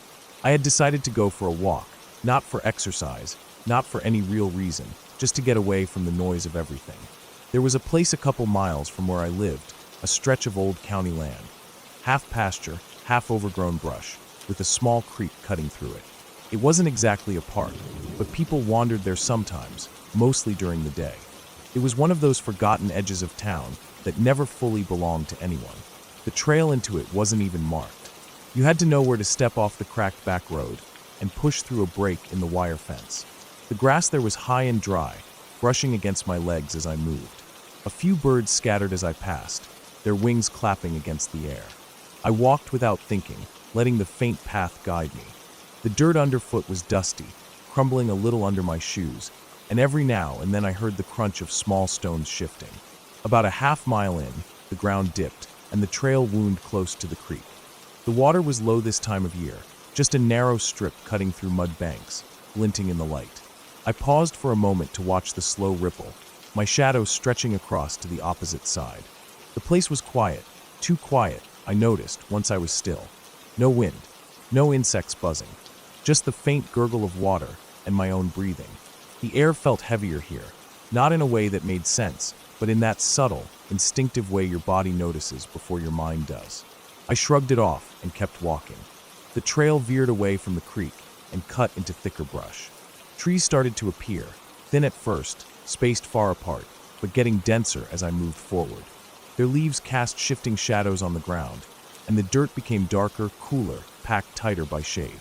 After another 10 minutes, the trail split. One path kept on toward the edge of the property, where I knew it would loop back to the road. The other sloped down toward a hollow I'd never explored before. Something about it made me hesitate. The air seemed even heavier in that direction, like it was holding its breath. I told myself it was just curiosity pulling me, but part of me already knew I should have kept going on the main path. I followed the slope down. The trees here grew closer together, their branches crossing overhead and dimming the light. The ground was littered with leaves and twigs that cracked under each step. A faint smell hung in the air. Damp earth mixed with something sharper, something faintly metallic. The hollow opened up after a short walk. It wasn't wide, maybe 50 feet across, ringed with trees whose roots curled up from the soil like knotted ropes. The ground here was uneven, with shallow dips and mounds. In the center was a patch of flattened grass, like something, or someone, had been lying there for a long time. I stopped at the edge, scanning the area without moving closer. That's when I noticed it, deep, irregular impressions in the dirt around the flattened patch. They weren't shoe prints, at least not any I recognized. They were longer, narrower, and sunk deeper into the ground, as if whatever made them had been heavy. They trailed off toward the far side of the hollow, vanishing into shadow. I stood there longer than I should have, just staring. The air seemed to press against me, my chest feeling tighter. My ears strained for sound, but the silence was total. That metallic smell was stronger here. Something moved in the corner of my vision. A shift, faint but unmistakable, between the trees on the far side. I turned toward it instinctively, my body already stiff. The shadows there were thick, layered. For a second, I told myself it was just a branch swaying, but there was no wind. Then I saw the shape, tall, solid, standing still. I couldn't make out its features in the gloom, but it was there, half concealed, watching. My skin prickled. Every part of me screamed to back away, but my legs felt like they were locked in place. I stared at it, and it didn't move. Not a shift, not a sound. I realized then that I had been holding my breath without knowing. Slowly, I stepped back, trying to keep my movement steady. The shape didn't follow, not at first. I kept stepping back until my heel caught on a root, and I stumbled, breaking the silence with a sharp snap of a twig. That sound seemed to change everything. The shape moved. It was sudden, fast, crossing into deeper shadow so quickly I couldn't follow its outline. That was enough for me. I turned and started back the way I came, forcing myself to walk and not run. My heart pounded so hard I could feel it in my neck. Every step felt too loud, the sound of my shoes crunching leaves carrying through the stillness. I kept glancing over my shoulder, but the trees behind me seemed empty. Still, I couldn't shake the feeling of being followed. When I reached the split in the trail, I took the main path without hesitation. The air here felt just as heavy, but now it carried a faint rustle behind me, a sound too steady to be the wind. I didn't look back this time. I walked faster, the rhythm of my steps quickening until it became an outright run. The path blurred beneath me. I broke out of the trees near the creek, and for a moment, the open space gave me hope. But as I crossed the bank, my foot slid in the mud, and I went down hard, my hands sinking into the cold, wet earth. I scrambled up without pausing, wiping nothing away, and kept moving. My lungs burned. My legs felt like they might give out, but I didn't stop until I was through the break in the fence, back on the cracked asphalt of the road. Only then did I turn around. The gap in the fence was empty. The brush was still. I stood there, bent over, catching my breath, the late sun now low enough to turn everything gold. The world looked the same as when I had left, but it didn't feel the same anymore. I never went back there after that day. I told myself there was probably an explanation for what I'd seen and heard, but deep down I knew the truth. There are places where you don't belong, places where something is always watching. And sometimes if you get too close, it decides to follow.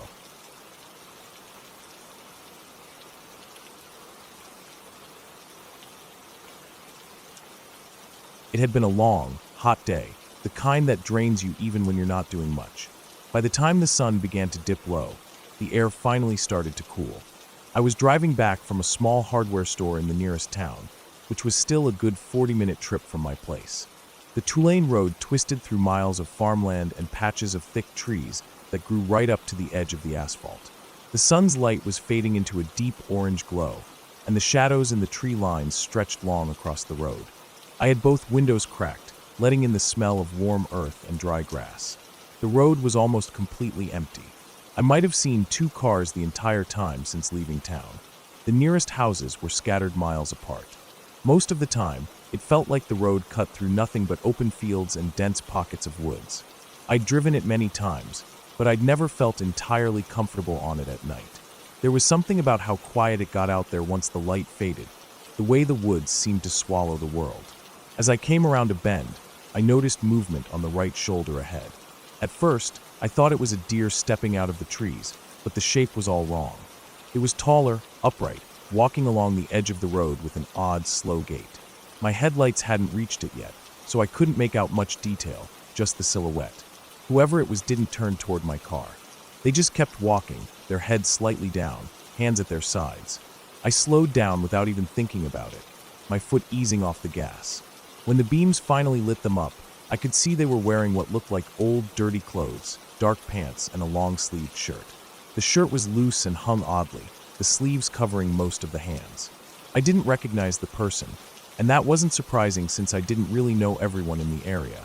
But something about the way they moved bothered me. They weren't walking like someone going somewhere. It was too slow, too steady, like they were pacing themselves to match something I couldn't see. As I passed them, I felt a strange heaviness in my chest, like my body was warning me about something. I glanced into the rearview mirror, half expecting them to turn and watch me go. But they didn't. They just kept walking, head slightly down, same pace, same direction. For some reason, that unsettled me even more than if they'd stared right at me. The road ahead dipped and curved through another stretch of woods, and for a moment, I tried to shake off the feeling. People walked along roads all the time, especially out here where there weren't many other options for travel. Maybe their car had broken down somewhere, or maybe they lived nearby. I told myself it wasn't worth thinking about. but I kept glancing at my mirrors, expecting to see something that wasn't there. I drove another mile or so, and just as I was starting to relax, I caught sight of movement up ahead again. My stomach sank. On the right shoulder, in the dim orange light from the last of the sunset, was a figure walking. Same height, same clothes, same slow, steady gait. I felt my hands tighten on the steering wheel. It wasn't possible. I hadn't passed any turnoffs they could have taken, and even if they'd somehow cut across a field, there was no way they could have gotten ahead of me that quickly. I slowed again, scanning them as I got closer. My headlights illuminated the back of their shirt, and my pulse kicked up when I realized it looked exactly the same as the person I'd passed earlier. The shirt was dirty in the same places, like streaks of dried mud across the lower back and sides. Their hair, dark and a little messy, was the same length. This time, as I drew alongside, I looked closer at their hands. The sleeves were still covering most of them, but the skin I could see was pale, almost gray in the low light. I didn't stop. I pressed the gas a little more and kept moving, my eyes flicking between the road and the mirror until the figure disappeared behind a curve. I told myself it was probably just two different people. Maybe there was a small road hidden in the trees I'd never noticed before. But the back of my neck stayed tense, and my thoughts kept circling the same question. What if it wasn't two people? What if it was the same one, somehow ahead of me again? I drove faster than usual for the next few miles, the road twisting through alternating stretches of open land and shadowed woods. Every time the trees opened up to another long straightaway, I scanned the shoulder ahead. Most of the time, it was empty. But then I saw it again. This time, the figure was on the left side of the road, walking in the same direction I was going. The sun had dropped completely now, and the only light was from my headlights. The sight of them sent a shiver through me. They were the same distance from the road, same posture, same pace. My mind started trying to work through possibilities, but none of them made sense. I'd been driving too fast for anyone on foot to keep up, and there was no sign of any other vehicles or shortcuts. I passed them again, not even daring to glance over this time. I just kept my eyes forward and pushed the car harder along the road. My heart was pounding now. The empty stretches felt too open, the wooded stretches too closed in. I started imagining scenarios I didn't want to think about. What if I saw them ahead again, but this time in the middle of the road, or what if they stepped out as I passed? The road eventually came to a long uphill stretch, and I could see the crest ahead. My high beams illuminated the top, but the other side was hidden. I slowed slightly as I reached the rise, then my headlights spilled down the slope, and my stomach dropped. There they were again, halfway down the hill, walking away from me right in the center of my lane. I hit the brakes hard, the tires skidding slightly on the rough pavement. The figure didn't react at all. They just kept walking, slow and steady, like they didn't even notice the car behind them. My hands were sweating, my breathing shallow. I didn't want to pass them on such a narrow road, but I also didn't want to stop here in the middle of nowhere. I eased onto the horn, a short blast, and the sound cut through the night. The figure moved to the side without turning around. I passed them, heart hammering, and didn't look back. The rest of the drive was a blur of empty road and the sound of my own pulse in my ears. By the time I pulled into my driveway, my body felt tight, like every muscle had been clenched for the last 20 minutes. I sat there for a long moment before getting out, scanning the darkness along the tree line beside my house. Nothing moved. No sound but the insects and the faint rustle of leaves. But as I reached my door and turned to glance back down the road, I had the strange, gut-deep certainty that if I drove that route tomorrow, or the next day, or the next week, I'd see them again, same clothes, same pace, same steady walk. And the thought that they could always be somewhere ahead of me, waiting, was worse than anything I'd felt out there on the road.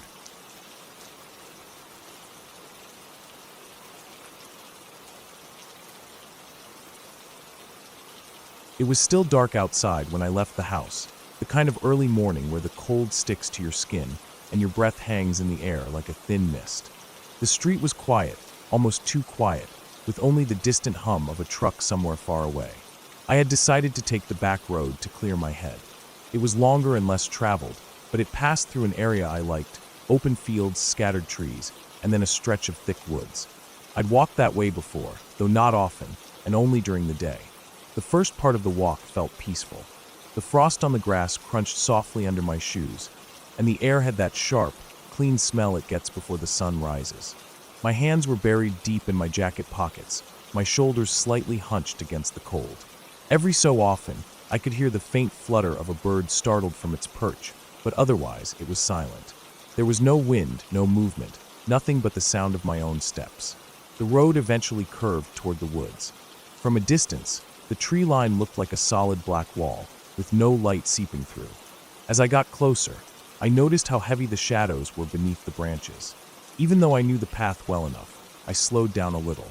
The trees here were tall and close together, their trunks thick and their roots breaking through the ground in knotted, uneven lines. When I stepped under the cover of the trees, the temperature seemed to drop instantly. The damp smell of earth replaced the cold freshness of the open air. My footsteps sounded different here, muffled by layers of wet leaves and patches of soft soil. I pulled my jacket tighter and kept moving, telling myself it was just a short stretch before I reached the other side. A few minutes in, I became aware of how quiet it had gotten. It wasn't just the usual forest quiet. It was as if even the smallest sounds had been shut off. No birds, no rustle of leaves, no distant traffic, just my own footsteps and breathing. That stillness made me tense without realizing it. My pace quickened. I told myself I was imagining it when I thought I heard a faint crunch somewhere off to my right. I kept walking, eyes forward, not wanting to look. Another crunch came, this time to my left. It wasn't constant, just one step, then nothing. My throat felt dry, and I noticed I had stopped breathing evenly. The air around me felt heavier. The road narrowed in this part, bordered by thick brush and undergrowth that would be hard to push through. I realized that whatever was making the sound wasn't coming from behind me, but was keeping pace alongside me, hidden in the trees. Every few seconds, I'd hear it, a slow, deliberate step on leaves. Not an animal scurrying, not the random creak of a branch. It was too controlled, too spaced out. I thought about stopping to listen more carefully, but I didn't want to give away that I'd noticed. I kept my eyes fixed on the faint strip of road ahead, pretending nothing was wrong. My heartbeat was loud enough that I could hear it in my ears. I was counting my steps without meaning to, waiting for the next sound from the side. It came again, closer this time. My body reacted before my mind caught up. Shoulders tight, every muscle tense, my hands curling into fists inside my pockets. I started walking faster, and I heard the pace beside me match. The road soon began to curve, leading deeper into the trees before turning sharply toward the open fields again. The bend meant I couldn't see the way out yet. I kept telling myself I just needed to make it to the clearing. Once I could see open space, I'd feel safer.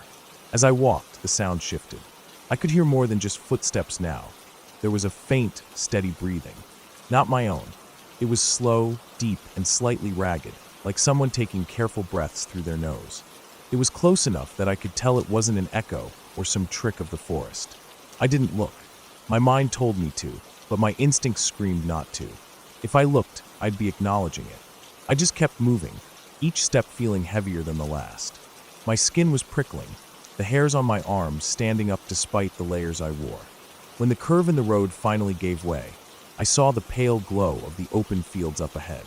It couldn't have been more than 50 feet away, but it felt like a mile. The breathing was louder now, the steps closer. I could hear small twigs breaking under weight. Not the quick snaps of a deer, but the careful, deliberate pressure of something avoiding too much noise. I made the choice without thinking. I broke into a jog. My shoes slid slightly on the damp leaves, but I kept going. The sound beside me quickened too, matching me. My heart was pounding so hard I could feel it in my neck. My breaths came sharp and fast, and my hands were sweating inside my pockets. When I finally burst out of the woods into the open, the sudden lightness of the air felt like a shock. The frost-covered grass stretched out on either side, and in the distance, I could see the faint outline of a barn and a few fence posts. I kept running for another 30 feet before I dared to stop and turn around. The woods behind me were still. Nothing moved between the trees. There was no sound, no shadow, no sign that anything had been there at all. I stood there, trying to steady my breathing, my ears straining for any noise. Nothing. I waited a long time, longer than I needed to, before starting to walk again. Even then, I kept glancing back over my shoulder every few steps. The feeling of being watched didn't fade, not even when the trees were far behind me. By the time I reached the main road again, the sun was beginning to rise. The warmth of the light didn't help much. I still felt that same cold in my chest, that same heaviness in the pit of my stomach. I knew that if I ever had to take that route again, I'd think about every step of that morning. The silent woods, the matching footsteps, and the steady breathing that had followed me all the way to the edge. I never saw who or what it was, and maybe that was the worst part. Because whatever it wasn't in a hurry. It didn't rush me, didn't try to cut me off.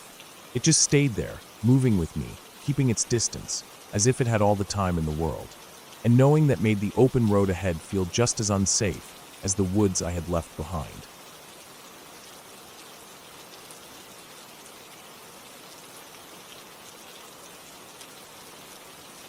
It had been a long week, and I wanted to clear my head. I didn't have any particular plan, just the thought of driving somewhere far away from the noise and spending a quiet evening on my own seemed enough. I threw a few things into my car: a jacket, some water, snacks, a flashlight, and my phone charger. I didn't check the fuel gauge properly, but I told myself it was fine. I had half a tank, maybe a little less. I drove without much direction, following smaller and smaller roads until I ended up in an unfamiliar stretch of countryside. The sun was dipping lower, spilling long shadows across open fields. A narrow road cut through a patch of woods, and the trees crowded close, their branches arching overhead, so the light dimmed much faster than it should have. The pavement was cracked in places, moss starting to grow along the edges. I passed no other cars for what felt like a long time. I kept driving until the road bent sharply and leveled out into a small dirt pull-off. It overlooked a slope of tangled undergrowth leading down into a wider clearing. I decided to stop there, kill the engine, and just sit for a while. It was quiet, so quiet that I could hear the faint creak of the car cooling down and the distant rustle of leaves far below. I sat there for maybe 10 minutes before I decided to stretch my legs. I locked the car and followed what looked like a faint deer trail leading down into the clearing. The air was cooler under the trees, the ground soft with damp leaves. The smell of wet soil was strong, and each step sank slightly into the earth. I walked slowly, looking around at the tangled roots and fallen branches. The trail wasn't really a trail at all. It narrowed until I had to push through branches that caught on my jacket. I reached a small dip in the ground where water had pooled into a shallow, muddy basin.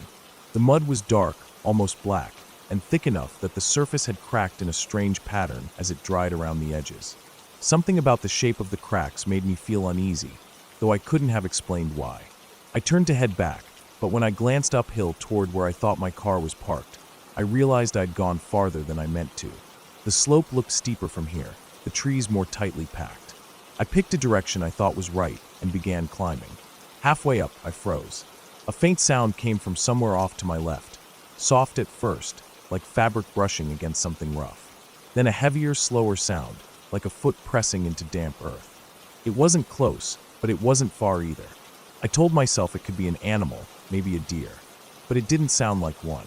There was a rhythm to it, a careful, deliberate weight. I moved a little faster, trying not to make too much noise. The air felt heavier, the dim light between the trunks making it harder to see more than a few steps ahead. I stopped again to listen. The sound had stopped too. I kept climbing until I spotted the faint glint of my car's windshield through the trees.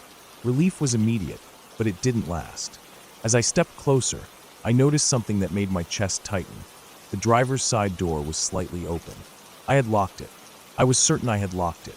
I stayed where I was crouched low, listening. There was no movement around the car. No sound of someone inside. The woods were silent, too silent. My pulse felt heavy in my ears. I waited another minute before approaching. The inside of the car looked untouched. My jacket and water bottle were still there, but the lock was up. I closed it quietly and locked it again, glancing into the rearview mirror out of habit, even though the engine was still off. That's when I saw something that made my skin crawl. Far back down the slope, in the dimness between the trunks, there was a pale shape.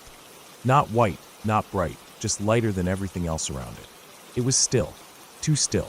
I blinked and it was gone, but the shadows felt thicker where it had been. I started the car immediately.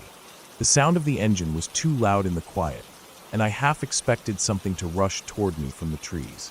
I backed up onto the road and started driving, a little faster than was safe for how narrow and cracked it was. I had only gone about a mile when I realized the fuel gauge was much lower than before. It didn't make sense. I'd been idling earlier, but not long enough for that much fuel to burn. The needle was close to empty now. I slowed down, scanning for any sign of a gas station or even a farmhouse. There was nothing, just the winding road and more trees. The sky was almost completely dark, and the headlights caught little more than the twisting pavement and the reflective eyes of small animals darting into the brush. Then I saw a movement ahead. A figure stepped onto the road from the right side. My stomach dropped. It was standing just at the edge of the beam of my headlights, still and upright. I slowed, but I didn't stop. I kept my eyes on the road, trying to look past it without focusing too much on its shape. As I drew closer, it stepped back into the trees. I drove past the spot without turning my head. My hands were tight on the wheel, my heartbeat loud in my chest. The road curved again, and that's when I noticed something in the side mirror, movement far behind, in the spill of red from my taillights. For a moment, it looked like someone walking in the center of the road, following at a steady pace. I pressed harder on the gas. The gauge was almost on the empty line now, and I had no idea how far the next town was. The road stretched on, each curve revealing more darkness. Finally, after what felt like an hour, but was probably only 10 minutes, I saw a faint glow ahead, a cluster of streetlights. The first building I reached was a small, rundown gas station.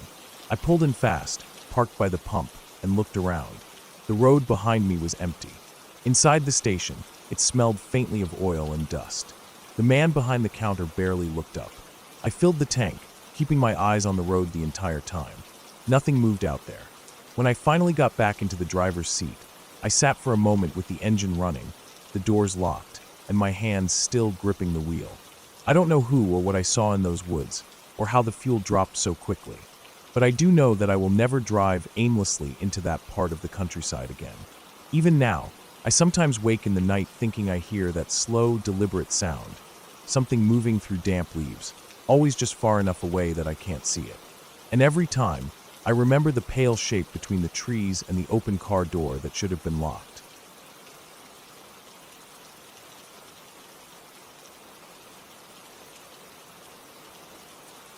It started as an ordinary day, the kind that felt too quiet to predict what was coming. I woke up early, packed a small backpack with snacks, water, a flashlight, and my old pocket knife. The plan was simple: go for a long hike along the ridge trail just outside town, follow it into the deeper woods, and return before sunset. I'd done it before, though never alone this far out. The weather was calm, the air cool but not cold, and there wasn't much wind. The kind of day where sound carries far, and you can hear every bird, every rustle in the leaves. The trail started out wide and firm, dirt packed down by hikers and bikers. I moved at an easy pace, the crunch of my boots steady, my breathing slow. As I went farther, the forest seemed to pull in around me. The sunlight had a harder time getting through the branches overhead, and the air got heavier. The packed dirt turned to uneven ground with roots and small stones. I kept checking my watch, making mental notes of how far I'd gone. It wasn't until I passed an old, fallen tree I didn't remember seeing before that I noticed something felt off. It wasn't fear, not yet, just a creeping awareness. A sense that I wasn't as alone as I thought. I told myself it was just the forest playing tricks, how the stillness can make the smallest noise sound close. But then I heard it again, a faint crunch, out of rhythm with my own steps. I stopped. The sound stopped. I stayed still for a moment, letting my ears do the work. The forest around me was silent, except for the occasional distant chirp of a bird. I shifted my pack, took a drink of water, and continued. After a few minutes, there it was again, a careful, slow step on dry leaves, behind me but far enough that I couldn't see anything when I glanced back. I kept walking, faster now, trying not to make it obvious. The trail dipped into a small hollow where the air smelled faintly of damp soil and decaying plants. That smell was stronger than it should have been for such dry weather. I could feel the weight of the backpack pulling on my shoulders as I leaned forward up the other side of the hollow. My heart was beating harder now, not quite panicked, but close. The crunching behind me came again, then stopped. I turned quickly this time, scanning between the tree trunks and low brush. Nothing, just the still shapes of the trees, standing too straight, too quiet. The ridge trail eventually narrowed to a thin path with a steep drop on one side and dense forest on the other. If someone was following me, they had to be somewhere behind, using the trees for cover. I tested this theory by stopping suddenly and pretending to adjust my boot. The silence stretched. Then, almost imperceptibly, I heard it again, quieter this time, as if they were being more careful. I started moving again, my pace just slow enough to hear them try to match it. My palms felt damp. A little farther on, the trail took me into the deepest part of the woods, where the canopy above blocked nearly all the sunlight. The air was cooler here, almost cold, and my skin prickled. My breathing sounded too loud in the stillness, every inhale and exhale bouncing back at me from the trees. I realized that if something happened here, no one would hear it. No one would even know where to look.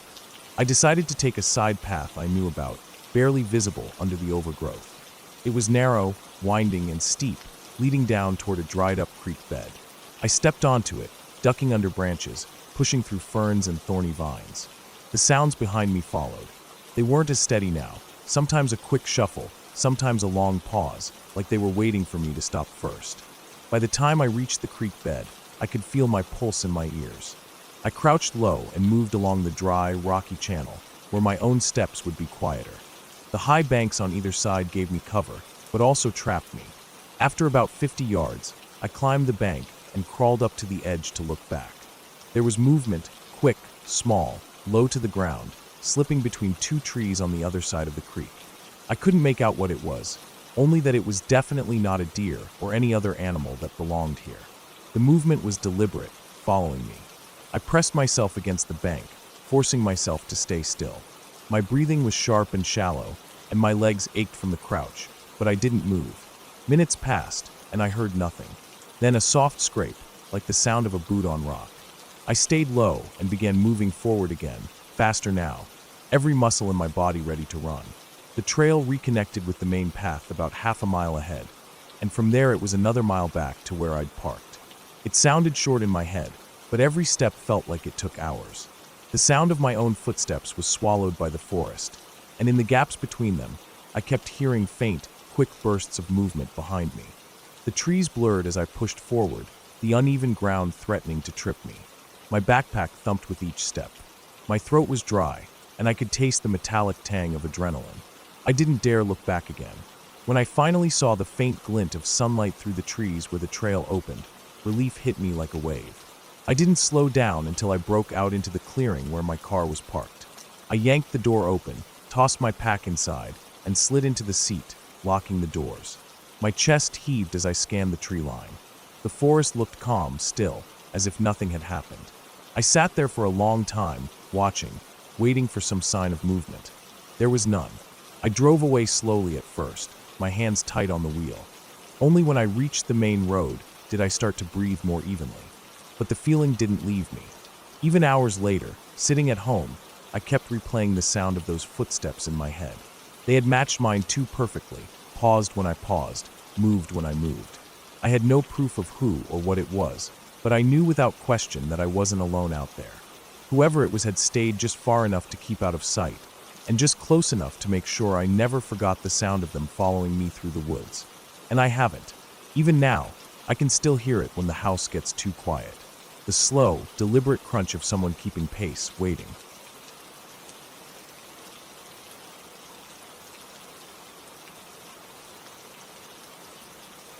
I woke up before the sun, the air still heavy with the kind of damp chill that clings to you even when you're wrapped in a sleeping bag. My back ached from the uneven ground under the thin foam pad, and the smell of cold earth and faint smoke from last night's fire drifted into my nose. I could hear the slow drip of water from the leaves above, tiny droplets landing on the tarp stretched over my tent. The forest around me was quiet, not silent, but filled with small, distant noises. The occasional rustle of something moving in the underbrush, the creak of a tree swaying in the morning breeze, a bird calling out somewhere far off. I pushed myself up, unzipped the tent, and stepped out into the pale light of early dawn. The campsite looked still, almost too still. The embers of the fire had gone cold, their soft orange glow gone, leaving only gray ash. The grass was wet with dew, soaking the cuffs of my pants almost instantly. My breath fogged in front of me as I looked toward the tree line. The forest stood dark and thick, the kind of darkness that doesn't lift even when the sun comes up. I had planned this trip to be away from everything. No phone service, no city noise, no interruptions. Just me, my gear, and a few days to hike, fish, and camp out in the backcountry. I had chosen a spot well off the main trail, somewhere that, according to the map, would take at least a couple of hours of bushwhacking to reach. It was as far from people as I could get without needing serious climbing equipment. The first day had been fine. I'd hiked in, set up camp near a slow-moving creek, caught a couple of small fish, and sat by the fire until night fell. The stars were bright enough to make me forget how far from home I was. But now, as I stood there in the cold morning air, I felt something different. I couldn't explain it, but it was like a pressure in my chest, as if the forest was leaning in listening. I decided to head deeper into the woods to gather more firewood before breakfast. The fire the night before had eaten through most of what I'd collected, and I didn't want to be stuck without enough for the evening. I grabbed my hatchet, slung my pack over my shoulder, and made my way toward the thicker part of the forest. The ground was uneven, soft in some spots from the recent rain, and littered with fallen branches and slick leaves. I had to step carefully to avoid twisting an ankle. The smell of damp soil grew stronger the farther I went, mixed with the sharp scent of pine. My boots made a muffled thud on the soft earth. After about 20 minutes of walking, I found a fallen tree that looked perfect for splitting into kindling. I knelt beside it, testing the wood with the hatchet. It was solid, dry inside despite the wet bark. I started chopping, the sound echoing faintly in the stillness. That's when I heard it. At first, I thought it was the wind, but there was no breeze. It was faint, low, and irregular, a sound of breathing. Not the short, sharp breaths of an animal moving fast, but slow, heavy exhales, like someone trying to control their breathing, but not quite managing it. I froze, my hand tightening around the hatchet handle. The sound came from behind me, somewhere in the trees. I turned my head slowly, scanning the shadows between the trunks. I didn't see anything, but the breathing didn't stop. It was steady, deliberate. I felt the hair on the back of my neck rise. I took a step back, my boot sinking slightly into the soft ground. The breathing shifted, as if whatever it was had moved too.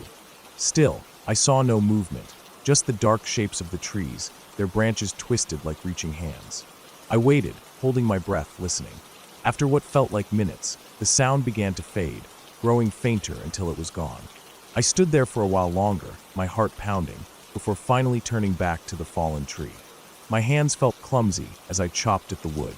Every crack of the hatchet sounded too loud, too sharp, as if it might call that sound back again. When I had enough wood, I bundled it with rope and started back toward camp. The walk felt longer than it had on the way out. I kept glancing over my shoulder, half expecting to see someone, or something, following me. The forest seemed to watch from all directions. Back at camp, I dropped the wood near the fire pit and sat on a log. My mouth was dry. I told myself it was probably just an animal, maybe a deer or an elk, something curious about the noise I was making. But deep down, I knew the sound I'd heard hadn't been the sound of an animal. It had been too controlled, too human. The rest of the day passed quietly, but I couldn't shake the feeling. Every time I stepped away from camp, even just to fill my water bottle at the creek, I found myself scanning the trees, looking for movement. The sky turned gray in the afternoon, and the air grew colder. By evening, I had a fire going again, its warmth a small comfort against the encroaching darkness. Night in the forest is different when you're alone. Every sound seems closer, every shadow deeper. The crack of a branch becomes a footstep, the rustle of leaves becomes someone shifting their weight. I sat by the fire until the wood was nearly gone, staring into the flames and trying not to listen too closely to what was happening beyond their light. When I finally crawled into my tent, I kept my hatchet within arm's reach. Sleep came in short bursts, interrupted by dreams I couldn't remember and the constant sense that something was just outside. Sometime after midnight, I woke to the faint sound of movement, soft, deliberate steps circling the tent. I lay completely still, barely breathing, my ears straining to follow the sound. It would move a few feet, pause, then move again. I could hear the weight of it pressing into the damp ground. My heart hammered so loudly I was afraid it would give me away. The steps stopped behind my tent. The silence that followed was worse than the sound itself. I pictured someone standing there, just beyond the thin nylon wall, listening. The air inside the tent felt heavy and stale. My fingers tightened around the hatchet handle. Minutes passed. Finally, the steps began again, moving slowly away into the trees until they faded into the distance. I stayed awake until dawn, every muscle tense, waiting for them to return. When the first pale light filtered through the trees, I packed my gear in silence. My hands were stiff with cold, and my shoulders ached from the constant tension. I doused the fire pit, slung my pack on, and started the long hike back toward the main trail. The forest seemed to close in behind me as I walked, each step taking me farther from that small clearing, but not from the memory of the night. Every so often, I thought I heard the sound of breathing again, faint and far off, but I didn't look back. By the time I reached the trailhead, the sky had cleared, and the world felt open again. Cars were parked nearby, and the distant hum of the highway reached my ears. But even with the noise of civilization around me, I couldn't shake the thought that somewhere, deep in that forest, someone had been watching me. Not passing through, not by chance, but staying just far enough away to keep hidden. And they had come close enough, in the middle of the night, to circle my tent.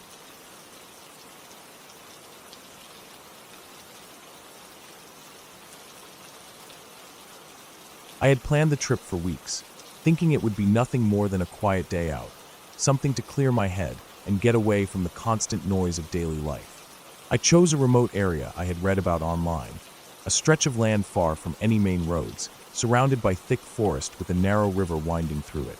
The kind of place where you could walk for hours without seeing another person. I packed some food, water, and a few basic supplies, thinking it would just be a peaceful hike and maybe a bit of exploring. I didn't realize how different things would feel once I was actually out there. The road to the trailhead was rough and unpaved, with potholes and loose gravel that made the drive slow. The deeper I went, the fewer signs of civilization there were. No houses, no shops, no cars passing in the opposite direction, just mile after mile of silent land. When I finally parked, I was the only car there. I remember stepping out, hearing the crunch of gravel under my boots, and noticing how still the air was. No wind, no birds, nothing. It was the kind of silence that made you instinctively lower your voice, even if there was no one around. The trail started off wide and easy, with low bushes on either side and tall trees scattered further back. The air was cool and carried that damp, earthy smell of soil and moss. I walked at an even pace, keeping my breathing steady, enjoying the solitude. After about an hour, the trail narrowed and the trees began to close in. The canopy above blocked much of the light, turning the path into a dim tunnel. I didn't mind, it was calming in its own way, but I started to notice how the silence felt heavier here. Even my footsteps sounded different, softer, almost swallowed up by the damp ground. As I continued, I saw fewer signs that anyone had been there recently. No footprints in the dirt, no broken branches, nothing. Just untouched forest. The ground sloped gently upward, and I followed the trail as it curved around a large hill. I stopped to take a sip of water, leaning against a tree. That's when I thought I heard something. A faint, quick movement off to my right, deeper in the woods. I froze, scanning the trees, but saw nothing. I told myself it was probably a squirrel or a bird I couldn't see and kept going. But the sound had pulled me out of the relaxed rhythm I'd been in. The trail began to climb more steeply, and I noticed the undergrowth getting denser. I had to push branches aside, and the ground was uneven with roots sticking out like traps. Every now and then, I caught the faint sound of movement again. It was never close, never loud, but it was there, just enough to make me aware of it. It felt like something was keeping pace with me, staying hidden. I tried to dismiss it, telling myself it was just the normal sounds of a forest, but my mind kept circling back to the fact that I hadn't seen a single animal all day. By early afternoon, I reached a clearing on the side of the hill. The ground was covered in tall grass that swayed slightly in the breeze, and I could see the river far below, glinting through the trees. I sat down on a fallen log to eat something, keeping my eyes on the tree-line. The silence here was strange again, thick, unnatural. While I chewed, I thought I saw a shadow move between two trees on the far side of the clearing. It was gone in an instant, and I couldn't tell if it was just my eyes playing tricks on me. But I found myself eating faster than before. I didn't like the idea of staying still for too long. After lunch, I decided to keep going, but instead of following the trail further uphill, I took a smaller, less defined path that seemed to head toward the river. The ground here was soft, and my boots sank slightly into the damp soil. The air grew cooler as I descended, and the smell of water became stronger. But that faint sense of being watched came back, stronger than before. I could hear the occasional crack of a twig or rustle of leaves, and every time I stopped to listen, the forest went dead silent again. When I reached the river, it was narrower than it had looked from above, but the water moved quickly, churning over rocks. I crouched down to fill my bottle and felt that prickle on the back of my neck, the instinct that someone was behind me. I stood up slowly, turning my head without moving my feet, but the bank behind me was empty. The trees stood motionless, and the shadows between them were deep. I forced myself to turn back to the water, but I didn't stay long. I started following the river upstream, hoping it would eventually lead me back toward the main trail. The banks were slippery, and I had to step carefully on the wet rocks. I rounded a bend and froze. Across the river, maybe 20 feet away, there was something standing just beyond the tree line. I couldn't make out details. It was partially hidden by shadows, but I could see the outline of a person. They weren't moving, just standing there, facing me. My heartbeat sped up. I opened my mouth to say something, then closed it again. Something about the way they stood, so still and silent, didn't feel right. I glanced down at the water for just a second, and when I looked back, they were gone. I didn't like the idea of staying by the river anymore, so I turned away from it and headed uphill through the trees. There was no trail now, just uneven forest floor, thick with fallen leaves and moss. I kept moving, but I couldn't shake the feeling that someone was matching my steps at a distance. The forest was dense, and I had to duck under branches and step over logs, but every so often I caught a glimpse of something in my peripheral vision, a flash of movement, a darker shadow against the trees. It was never there when I turned my head. After what felt like an hour, I came to a rocky ridge. I climbed it slowly, using my hands for balance. From the top, I could see a stretch of forest rolling out below me, endless and unbroken. No sign of the trail, no sign of my car. The sun was lower now, and the light filtering through the trees had turned golden, but it was fading fast. I realized I had to find my way back soon, or I'd be stuck out here in the dark. I decided to head downhill again, angling in what I hoped was the direction of the main trail. The slope was steep, and I had to dig my heels in to keep from sliding. Halfway down, I heard it clear, heavy footsteps behind me. Not the light scampering of an animal, but deliberate, human steps. I turned sharply, my eyes scanning the trees, but there was nothing there. My pulse was racing now, and I moved faster, not caring about the noise I made. The forest grew darker as the sun dropped behind the ridge. My eyes strained to make out the path ahead, and every sound seemed amplified. The crunch of leaves under my boots, the creak of branches in the wind, the distant rush of the river.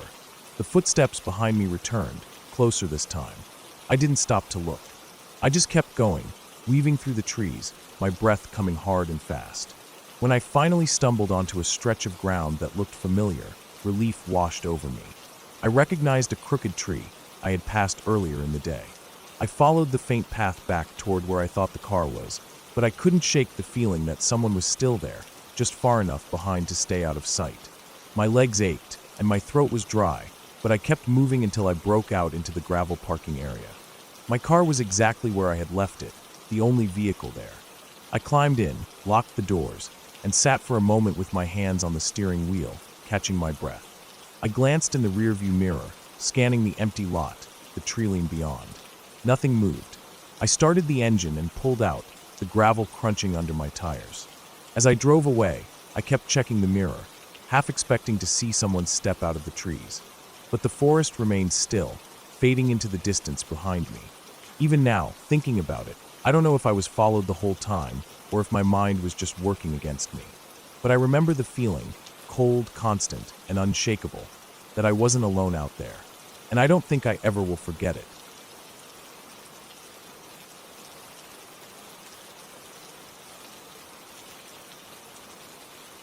I woke up early that morning with no real plan, except to get out of the house. The air was heavy with late summer heat, the kind that sticks to your skin, even when the sun hasn't been up long.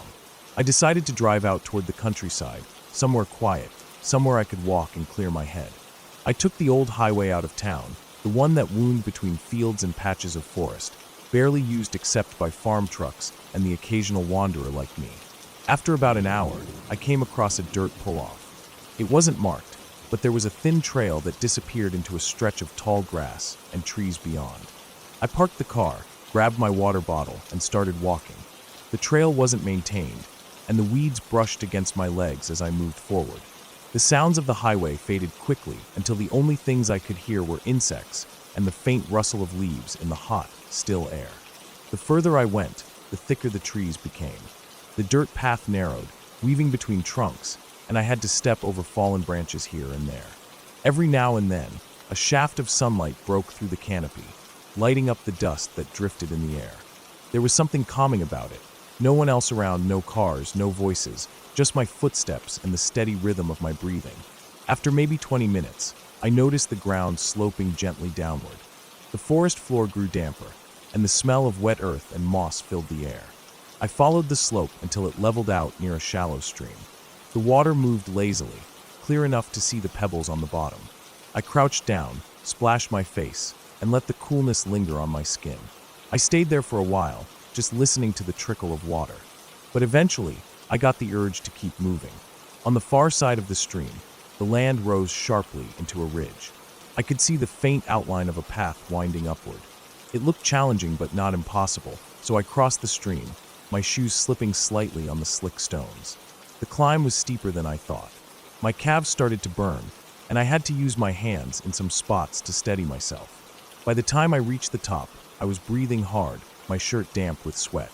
But the view was worth it, rolling forest in every direction, the tree lines stretching so far it blurred into a hazy green horizon.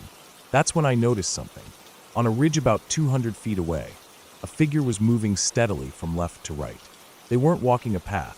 I couldn't see any clear trail, just moving across the slope in a straight line. Their pace was steady, their posture upright, but they didn't turn their head or glance around. They kept going until they disappeared behind the ridge. I stood there for a moment, watching the empty space where they had been. Something about it didn't sit right. Out here, so far from any houses or roads, it seemed strange for someone to be walking like that alone. There was no sign of camping gear, no visible pack, nothing in their hands. I told myself it was probably just another hiker, maybe taking a shortcut. Still, I couldn't shake the unease, so I started back down the other side of the hill, wanting to circle back toward the stream. The air in the forest felt different now, warmer, heavier. The insects were still buzzing, but there was a faint stillness beneath it, like the background noise had thinned. As I walked, I kept glancing behind me. Every shifting shadow made my stomach tighten, though I never actually saw anything moving.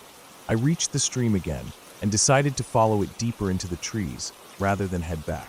The water curved gently, and the banks grew narrower and muddier. I was thinking about how far I should go when I spotted a pile of dead branches and dry leaves ahead, perfect firewood if I needed it.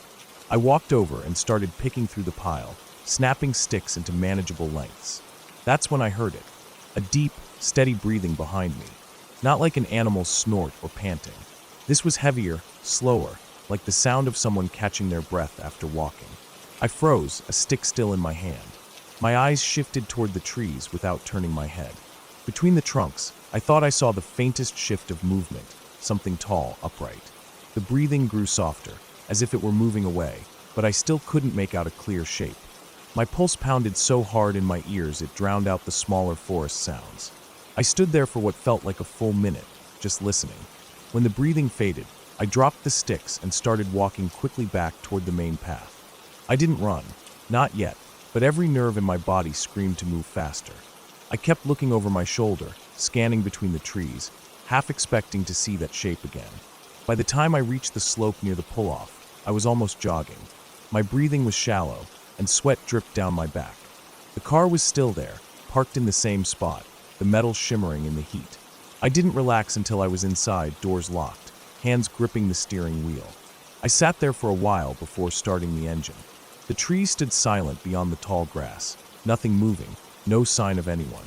If I hadn't heard the breathing, if I hadn't seen that faint movement, I could have convinced myself I imagined it. But the sound was too clear, too close. Someone had been there, standing just inside the trees, watching. On the drive back, I kept checking my rearview mirror. I didn't see a car following me, but I couldn't shake the feeling that I had left something unfinished, like whoever it was hadn't been out there by accident. I thought about how far into the forest I had gone, how isolated it was. If I had been slower to notice, if I had kept collecting firewood a little longer, maybe I wouldn't have heard the breathing at all until it was too late. By the time I reached town, the sun was starting to dip. The streets felt busier than usual, full of noise and motion. But even there, in the middle of it, I couldn't stop thinking about the ridge, the figure, the sound behind me. I hadn't been followed home, but the memory followed me anyway, sharper than the heat of the day, impossible to shake. That night, when I closed my eyes, I didn't see the forest or the stream. I saw the space between the trees, where something had stood just far enough back to stay out of sight, waiting in the quiet, listening to me breathe.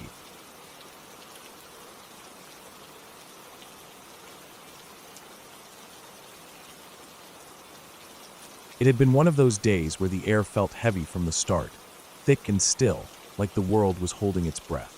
I had planned to take a long walk in the late afternoon, just to clear my head. There was a trail I often used that cut through the outer edges of a wooded area, stretching for miles before it eventually connected to another road on the far side. It wasn't deep wilderness, but it was quiet enough to make you feel far from anyone. I had always liked it for that reason. No traffic noise, no houses in sight, just the sound of my shoes on dirt and gravel, and the occasional rustle of leaves when the wind bothered to move. By the time I reached the start of the trail, the sun was dipping low but still strong enough to paint everything in a dull orange glow. The shadows stretched longer than usual, making the trees look taller and the path narrower. The air smelled faintly of damp soil, like it had rained recently somewhere nearby, though the ground was dry. My footsteps sounded louder than normal, each one crunching against the gravel with a sharpness that seemed to echo. The first mile or so was uneventful. I passed the familiar curve where the trail dipped slightly before rising again, the place where water pooled after heavy rains. The grass on either side was tall, brushing against my legs if I strayed too close to the edge. I kept to the center, breathing evenly, feeling the rhythm of my movement settle into something almost mechanical. My mind began to drift. It wasn't until I reached the stretch where the trees closed in tighter that I noticed how quiet it had become. Even on calm days, there was usually some background noise, birds, distant cars, the hum of insects, but now there was nothing. Just the sound of my breathing and the occasional scrape of my shoe on an uneven patch. I slowed my pace without realizing it, scanning the trees on either side. Somewhere to my left, far enough that I couldn't see it clearly, I heard a branch snap. It wasn't the kind of sound you get from a squirrel or bird. Too heavy, too deliberate. My head turned automatically. But the trees were dense enough that anything more than a few feet in was swallowed by shadow. I kept moving, telling myself it was probably a deer. There were plenty around here, and it wasn't unusual to hear them moving just out of sight. A few minutes later, another sound came, this time behind me. A soft, deliberate crunch, like someone stepping on dry leaves. I stopped completely and stood still, listening. The air seemed to press in on me, the silence almost humming in my ears. Nothing followed.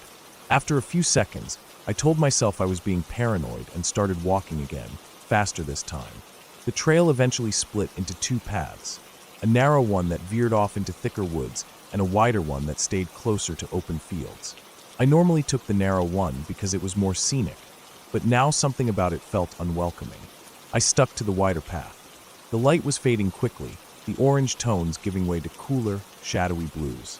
I glanced over my shoulder more than once, my eyes scanning for movement. That's when I saw it, something shifting between the trees far behind me. At first, I thought it was just the play of shadows, but the shape was too solid, too steady. It was gone before I could focus, slipping out of sight like it had stepped backward into the dark. My chest tightened. I picked up my pace, the sound of my footsteps now sharp and urgent against the gravel. The path straightened out ahead, giving me a clear line of sight for a good 100 yards. I kept my eyes forward, forcing myself not to look back again. My ears strained for any sound, but all I could hear was the pounding of my own steps and the quickening beat of my heart. The sun had almost dropped below the treeline now, and the shadows felt heavier, pooling in every dip and hollow. When I reached the small wooden bridge that crossed over a shallow creek, I slowed again, partly from caution and partly from the need to listen. The water below trickled softly, a thin sound against the stillness. I stepped onto the bridge, the boards creaking under my weight. Halfway across, I heard it again, that same slow, deliberate crunch of leaves, this time much closer. I didn't look back. I couldn't. Every instinct told me to just keep moving. I made it across the bridge and onto the dirt path again, my strides long and hurried. The trail curved left, and as soon as I rounded it, I broke into a jog. The air felt colder now, damp against my skin, and I realized my hands were clenched into fists. The last stretch before the trail ended was lined with tall grass and scattered bushes, open enough that I could see the road in the distance. I kept my eyes locked on that road, focusing on it like it was the only safe place left in the world. My breathing was heavy now, my chest tight from both the pace and the tension winding through me. I was maybe 50 yards from the end when I heard the sound again, off to my right, faster this time, like something moving parallel to me through the grass. The movement was low, fast, not the awkward bound of a deer. My pulse spiked. I forced my legs to move faster, pushing myself into a near sprint. The grass to my right shook as something cut through it, keeping pace with me. I didn't dare look, but I could feel the presence there, close enough that if I reached out, I might touch it. My mind raced with possibilities. Coyote, stray dog, even a person, but none of them felt right. Whatever it was moving too smoothly, too purposefully. I burst out onto the road, the open space feeling almost shocking after the enclosed pressure of the trail. My shoes hit the asphalt with a loud, solid sound. I didn't stop. I kept running, crossing to the other side before finally looking back. The trail mouth was empty. Just dark trees and tall grass swaying slightly in the wind that had suddenly picked up. My breathing was ragged, my skin damp with sweat despite the cool air. I stood there for a long moment, staring into that shadowed opening, half expecting something to emerge. Nothing did. The walk back to my car was slower, every step feeling heavy. The streetlights hadn't come on yet, and the dim light made everything look flat and unreal. My ears were still tuned for any sound, my body on edge even though I was now in open space. When I finally reached the car and shut the door, the quiet inside was almost too much. I sat there for a while, hands gripping the steering wheel, eyes locked on the trail entrance in the distance. I don't know what followed me that evening, or why it stopped when it did, but the memory of that movement, steady, deliberate, keeping pace with me, has stayed in my mind ever since. I haven't gone back to that trail. I don't think I ever will. The thought of stepping back into that silence, knowing what could be there, is enough to keep me away. The woods feel different to me now, not as empty as they once did, and I can't shake the sense that if I ever returned, it might not stop at just following.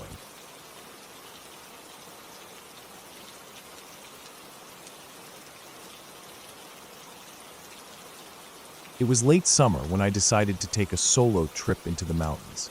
I had been working nonstop for months, and my head felt crowded. I wanted silence. Not the kind of silence you get at night in the city, where there's still the distant hum of traffic or the occasional siren, but real silence. The kind you only get far away from people, where the air feels untouched and every sound is its own event. I packed light, just enough food for 3 days, a tent, sleeping bag, small stove, extra clothes, a map, and my knife. The weather had been calm for a week, and the forecast looked clear. I picked a spot I had seen on maps before, a small meadow surrounded by dense pine forest, with a stream cutting through the east side. It was at least an 8-mile hike in from the nearest trailhead. The hike in was quiet except for my own footsteps crunching against the dirt and the occasional rustle of leaves in the breeze. The air was warm but not heavy, the kind of temperature that made walking steady and easy. My pack pressed into my shoulders, and every so often I would switch straps to give my arms a break. The trail wound upward, then flattened into long stretches between towering trees. Occasionally, sunlight broke through the canopy in sharp, golden patches. I didn't see anyone else the entire way. No footprints in the softer parts of the trail, no voices carrying through the air. Just me, the forest, and the sound of water somewhere ahead. When I finally reached the meadow, it looked even better than I imagined. The grass was knee-high in some places, bending gently when the breeze moved through. The stream ran clear over smooth stones, barely more than knee-deep in most parts, and its sound was soft enough to be soothing, but constant enough to remind you it was there. The tree line around the meadow was thick, like a wall, and beyond it the forest dropped into shadows even though the afternoon sun was still high. I picked a spot near the stream to set up camp, close enough to have water handy, but far enough to avoid the damp ground. By the time I had my tent up and gear organized, the sun was lowering toward the ridge. The light turned warmer, brushing the grass in gold. I ate a simple dinner and watched the sky shift colors. The quiet was exactly what I'd wanted. No hum of people, no engines, just the occasional bird and the trickle of water. When it was fully dark, the stars came out in numbers I never saw back home. They seemed to crowd the sky, and I stood there for a while, letting my eyes adjust until I could make out the faint band of the Milky Way overhead. The air cooled quickly, and I finally zipped myself into my sleeping bag, the sound of the stream lulling me to sleep. Somewhere in the middle of the night, I woke up. I didn't know what time it was, but the air felt colder, and my breath made faint clouds in the beam of my headlamp when I clicked it on. I didn't hear anything at first, and I almost rolled back over, but then I caught it, a faint crunching sound. It wasn't close, but it was steady, and it wasn't the wind. It was the sound of weight on the ground. Something was moving at a slow, deliberate pace somewhere out beyond my tent. My first thought was a deer, maybe an elk. The forest here had plenty of both. I stayed still, trying to listen without making any noise, but after a minute the sound faded, and I didn't hear it again. I eventually fell back asleep. The next day was calm. I spent the morning following the stream, moving into the trees a bit to see what was around. The air inside the forest felt different, cooler, heavier. The ground was softer underfoot, covered in pine needles, and the smell of resin from the trees was stronger here. I didn't go far, maybe a mile or two from camp, before turning back. I didn't see anything unusual, though I did notice an odd stillness deeper in, like fewer birds were singing. By afternoon, I had collected enough dry wood for a small fire that night, stacking it neatly by my tent. As the day faded again, I started to notice how quickly the light disappeared once it touched the treetops. One moment the meadow was bathed in warm evening sun, and the next it felt dim, as if someone had turned the light down. When I finally lit the fire, the small flames threw just enough light to push back the dark around my tent, but beyond that ring everything vanished into black. I cooked, ate, and sat listening to the fire crackle. The forest was quiet, too quiet for evening. No crickets, no frogs by the stream, no distant animal calls. I told myself it was just my mind playing tricks, that maybe I had tuned it out the night before, and was only noticing now because I was alone with nothing else to focus on. That night, I woke up again. This time, I didn't hear slow crunching. I heard something sharper, like sticks snapping underfoot, and it was closer. My heart rate picked up immediately, but I stayed still, barely breathing. The sound came in short bursts, then silence, then again. It was moving in a curve, like something circling. I kept my knife close and listened for what felt like forever. Eventually, the noises moved further away, swallowed by the trees. I didn't sleep much after that. In the morning, I walked out toward the part of the meadow where I thought the sounds had been. The grass there was bent in places, but it was hard to tell if it was from an animal or just the wind. Then I noticed a spot where the ground had been pressed down in a shape that looked like a partial footprint, larger than mine, but not clear enough to make out details. I told myself it was probably an elk. They could wander through at night without much concern for a camp. The third day was supposed to be my last before hiking out. I spent most of it fishing in the stream and resting by the tent. By late afternoon, clouds had started to move in from the west, dark and low. I didn't like the idea of hiking out in a storm, so I decided I'd pack early in the morning and leave before it got bad. The air felt heavier that evening, and the wind had picked up slightly, moving through the grass in waves. I kept my fire smaller than the night before, partly because I didn't want sparks flying in the wind. When I finally settled into my sleeping bag, I couldn't shake the feeling of being watched. I kept telling myself it was just nerves from the noises the night before, but my body stayed tense. Sometime after midnight, I woke again, but not from sound this time. It was the smell. A musky, sharp scent drifted into the tent, one I hadn't smelled before. It was strong enough to make me fully alert instantly. I listened, every muscle stiff, and then I heard it, a slow, steady breathing outside the tent. Not the wind, not the stream, breathing. It was close enough that I could hear the faint shift of grass with each inhale. My mouth went dry. I didn't move. I didn't make a sound. The breathing stayed there for what felt like minutes, then slowly began to move away, the sound of grass brushing underfoot fading into the distance. I lay there, barely blinking, until I was sure it was gone. I didn't sleep again. When first light came, I packed fast. I skipped breakfast, shoved everything into my pack, and started down the trail. The forest, so still before, now seemed alive with small noises, branches shifting, distant movement, but I didn't look for the sources. I kept my pace steady, resisting the urge to run. The clouds from the night before had thickened, and the light felt dim even in the morning. About 2 miles from the trailhead, I glanced back once. At the edge of the trees, far behind, I thought I saw a movement, a figure between the trunks. It was too far to make out clearly, and it didn't step forward. I didn't look again. I kept walking until I saw my car, the sight of it filling me with a relief I hadn't felt in years. I never went back to that meadow. Even now, when I think of it, I remember the way the grass moved that night, the sharp smell in the air, and the slow, deliberate breathing just outside my tent. I had gone there for silence, but what I found was a silence that felt watched. And that's a kind of quiet I never want to feel again.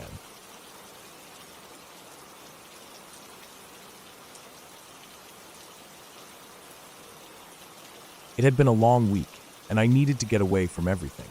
I decided to spend the weekend out in a quiet, isolated spot I had read about online. It wasn't a famous campsite, more of a small clearing near the edge of a thick forest.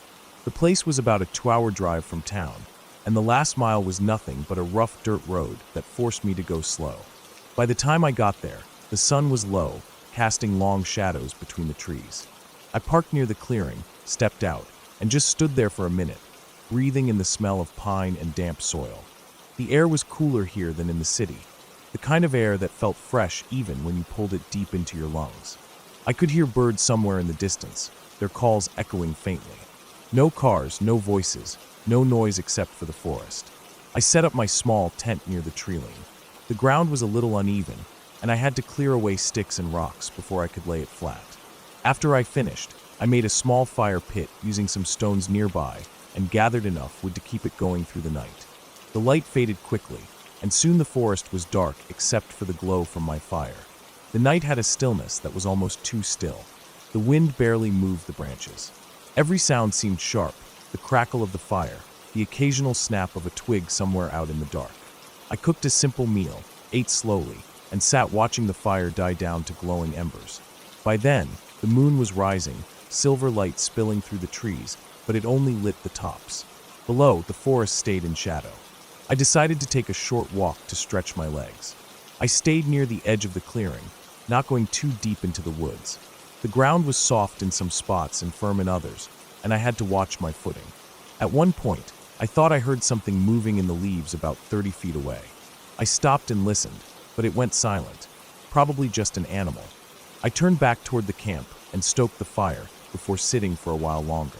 When I finally decided to sleep, I zipped up the tent, lay down in my sleeping bag, and listened to the quiet. For a while, all I heard was my own breathing and the faint hiss of cooling embers outside. Then there was a sound, faint but clear, of something moving in the clearing. It wasn't fast. It was slow, steady, like cautious steps on dirt. My first thought was that it might be a deer. I held still, listening hard. The steps stopped for a moment, then shifted to the side, circling. My skin prickled, and I told myself not to panic. The sound moved away after a while, fading into the woods. I stayed awake for a long time, just in case. Eventually, exhaustion took over, and I drifted into a shallow, restless sleep. The next morning, I unzipped the tent and stepped out. The air was cold, and my breath fogged in front of me. I noticed something in the dirt about 10 feet from the tent, footprints. They weren't animal tracks. They were shoe prints, and they weren't mine. The ground had been damp the day before, so the impressions were clear. They circled the tent, stopping at different points, as if whoever made them had paused to look inside. I felt my stomach tighten. This wasn't just someone passing through. Whoever it was had walked right up to my camp while I was sleeping. I scanned the tree line but saw nothing. I made coffee and forced myself to eat breakfast, though my appetite was gone. The plan had been to stay until Sunday, but now I wasn't sure. I told myself I would see how the rest of the day went. I spent the morning gathering more firewood, keeping my ears open for any unusual sounds. I didn't hear anything, but I couldn't shake the feeling that I was being watched. Every time I bent down, I found myself glancing over my shoulder. The trees seemed thicker than before, the shadows darker. By afternoon, clouds rolled in, and the air grew heavy. I decided to take a short hike down a narrow trail I had spotted earlier. The path was overgrown in some spots, with roots sticking up like ropes across the dirt. After about 20 minutes, I reached a ridge that overlooked a dry creek bed. I stood there for a moment, taking in the view. That's when I noticed movement below, a figure walking along the creek bed, maybe 200 feet away. The person was dressed in dark clothing, moving at a steady pace, not looking around. Something about the way they walked, head down, arms swinging slightly, made me uneasy. They didn't seem to be carrying anything, no backpack, nothing that would suggest they were out hiking or camping. I crouched down, watching them until they disappeared around a bend. My first thought was to head back to camp, but I decided to wait a few minutes. just in case they were coming this way. When nothing happened, I made my way back, moving faster than before. By the time I reached my tent, the light was fading. I built the fire up higher than the night before, its heat and glow giving me some comfort. I sat there until late, listening. The forest was quiet again, but in a way that felt unnatural, like everything was holding its breath. I didn't want to sleep, but I had to. I zipped the tent up tight and lay there in the dark, every sound amplified in my mind. At some point, I must have drifted off, because the next thing I knew, I was awake and it was still dark. I could hear it again, those slow, deliberate steps outside. They came from one side, stopped, then started again from another. I lay completely still, my heart pounding so hard I thought it might give me away. The steps moved closer, stopping just feet from where my head was. I could hear the faint sound of breathing now. Steady, human. Whoever it was stood there for what felt like minutes, then moved away slowly. I didn't sleep again. I waited until the first hint of dawn, packed up my things as quietly as I could, and loaded them into the car. The whole time, I kept glancing toward the trees, half expecting to see someone standing there. As I drove away, I caught sight of something in the rearview mirror, a figure standing at the edge of the clearing, watching me go. I didn't slow down. I didn't stop. I kept driving until the road turned, and the clearing was gone from sight. The relief I felt when I reached the main road was almost overwhelming. The forest was behind me, but the image of that figure stayed in my mind, and so did the memory of those footsteps circling my tent in the dark. I knew one thing for sure: I wasn't going back.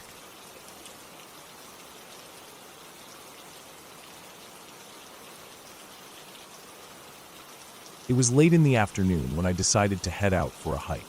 I had been staying in a small cabin that belonged to a friend, tucked away deep in the hills where the roads were narrow and the air smelled like pine. The plan wasn't anything big, just a few hours out, follow a trail I had seen from the dirt road, maybe sit by the creek for a while, and come back before dark. The weather was cool, the sun still up but already dipping low enough to throw long shadows between the trees. I had a small backpack with a bottle of water, a granola bar, and my phone, though I knew service here was spotty. The trail wasn't marked, just a faint path where others must have walked before. The ground was soft, covered with fallen pine needles that muffled each step.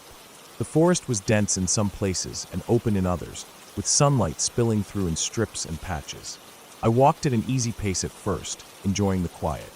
The air felt still, broken only by the occasional rustle of leaves or a bird's distant call. After about 40 minutes, I reached a spot where the trees opened into a small clearing. There was an old tree stump in the middle, its surface rough and weathered. I sat for a minute, drank some water, and looked around. The ground sloped down on the far side, leading toward the creek I was aiming for. It was faint in the distance, just a shimmer of light between the branches where water caught the sun. I followed the slope down, stepping over exposed roots and ducking under low branches. The smell of damp earth grew stronger, and soon I could hear the steady trickle of the creek. The water was clear and cold, running over smooth stones and fallen twigs.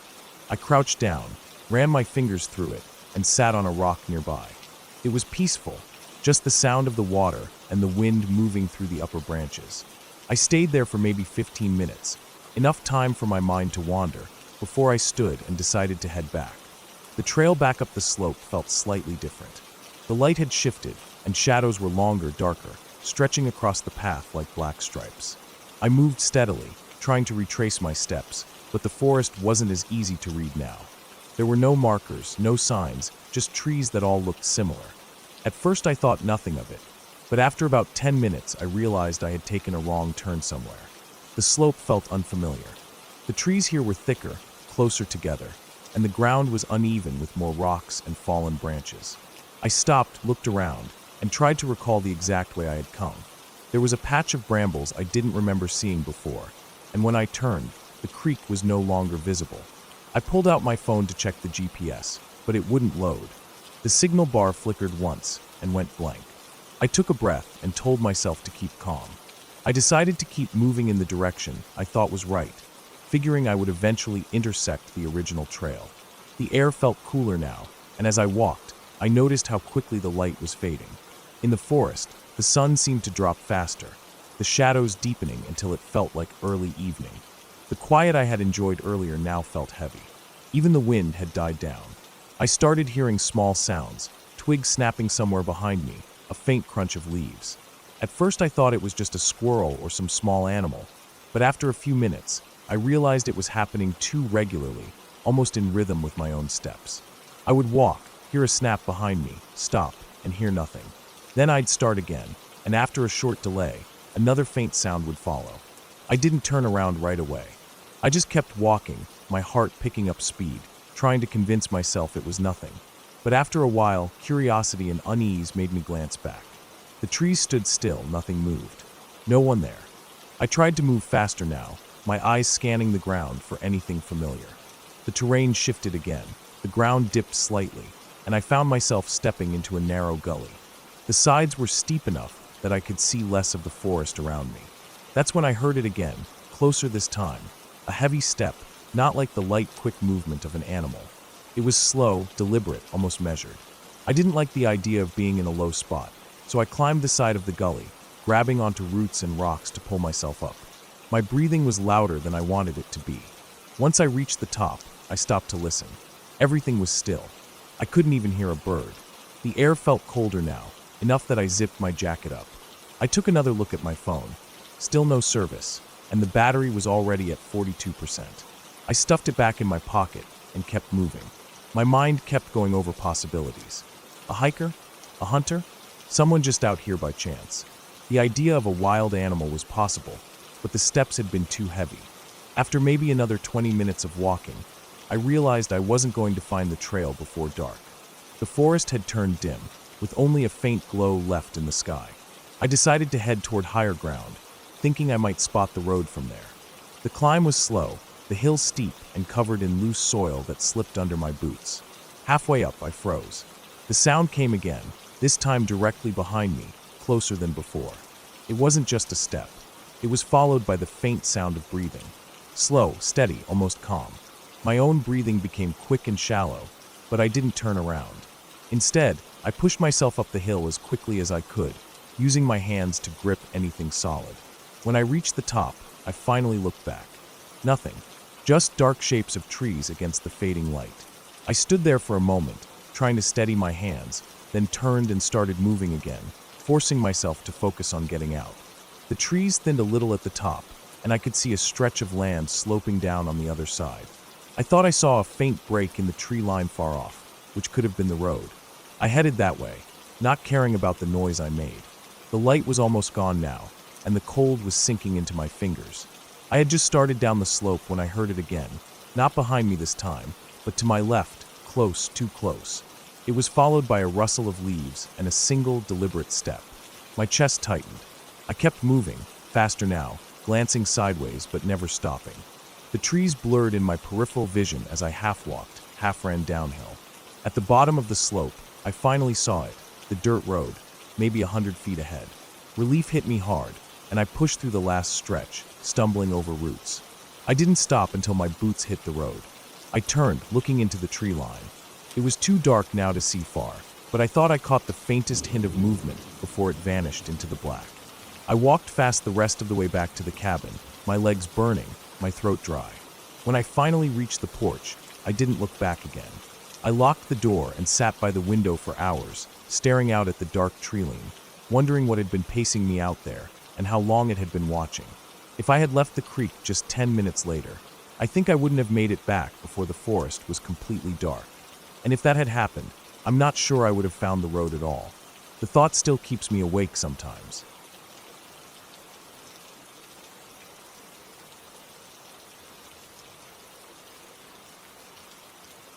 It had been one of those days where everything felt slow and dull, and I just needed to get out for a bit. The sun had dipped behind the hills, leaving a pale blue haze across the sky, and the air was cooling fast. I had been driving home from work when I decided to take a back road I hadn't been down in years. It was one of those narrow country roads with faded asphalt, barely wide enough for two cars to pass each other. Trees leaned in over both sides, their branches tangling above like skeletal fingers. I hadn't planned anything. No particular destination, just a quiet drive with the windows down, the sound of tires humming against the road. After a few miles, the trees opened up to a small gravel turnout, and I remembered there used to be a trailhead there. I had hiked it a long time ago, maybe 8 or 9 years back. It wasn't a popular spot. Too far from town, no signs, no amenities, just a dirt path disappearing into thick woods. I parked the car, killed the engine, and stepped out. The quiet hit me instantly. Out here, you could hear every small sound, wind moving through leaves, the distant creak of tree trunks shifting, the occasional call of a bird somewhere far off. My shoes crunched over the gravel as I walked toward the trail, feeling that faint chill that always comes in the early evening. The path was narrow, uneven, and covered in dry leaves. I remembered how it wound for a mile or two before hitting a small clearing with a view of the valley. That was my plan, to walk to that spot, maybe sit for a bit, then head back before dark. As I went deeper, the sound of the road behind me faded. The trees grew denser, crowding in close enough that the canopy blocked out most of the remaining light.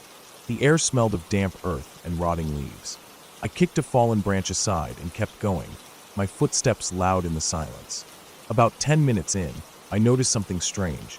There were no bird calls anymore. No rustling of small animals in the underbrush. Just the sound of my own feet and the wind in the treetops. It wasn't unusual for the woods to get quiet, but this silence felt different. It felt heavy, like the air was pressing in on me. I slowed down, listening harder. My breathing sounded loud in my ears. Then, faintly, I thought I heard something behind me, just a single, crisp crack of a twig. I stopped. My eyes scanned the trees, but all I saw was shadow and tangled branches.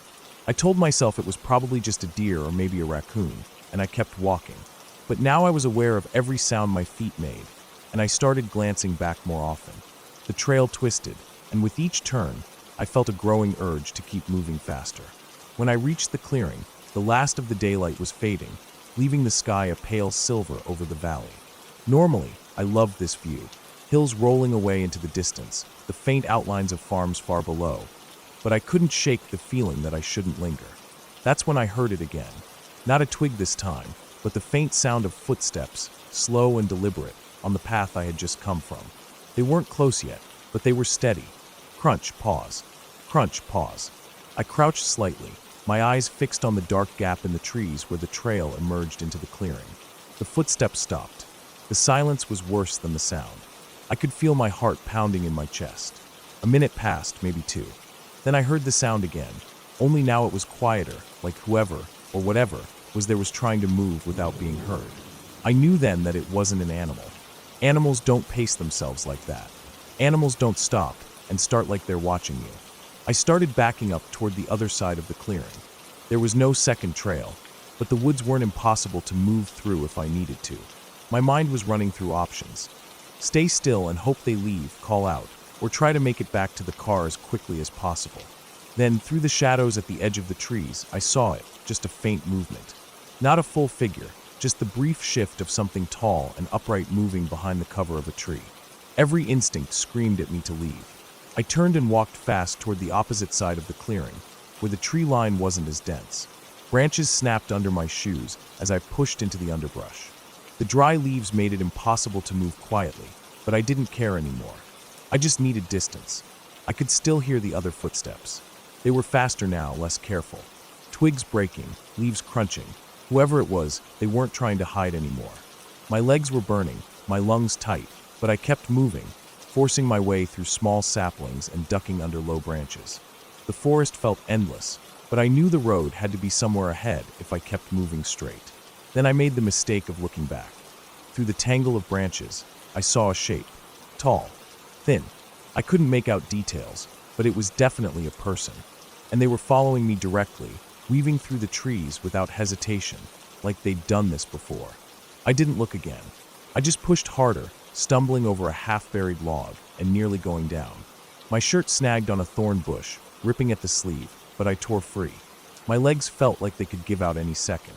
Finally, I caught the faint glint of something through the trees, metal. A guardrail. The road. I burst out of the tree line, my shoes hitting gravel. My car was still where I'd left it, the empty turnout stretching out in both directions. My keys were already in my hand, and I didn't look back until I was inside with the doors locked. The trees stood still and dark. Nothing moved. No one came out. I started the engine, my hands shaking so badly I almost dropped the key. As I pulled away, my headlights swept across the trail entrance for just a moment. And in that moment, I saw it. A figure just at the edge of the trees, standing perfectly still, watching. I didn't slow down. I didn't stop until I was back in town, the streetlights breaking the darkness. Even then, I kept checking my mirrors the whole way home. That night, I locked every door and window. But sleep didn't come easily. The image of that figure at the edge of the trees burned into my mind. They hadn't run. They hadn't chased me once I reached the road. They had just stood there, as if they knew there was nothing I could do to make them leave my thoughts. And the worst part was knowing that trail was still there. Still empty. Still quiet. Waiting.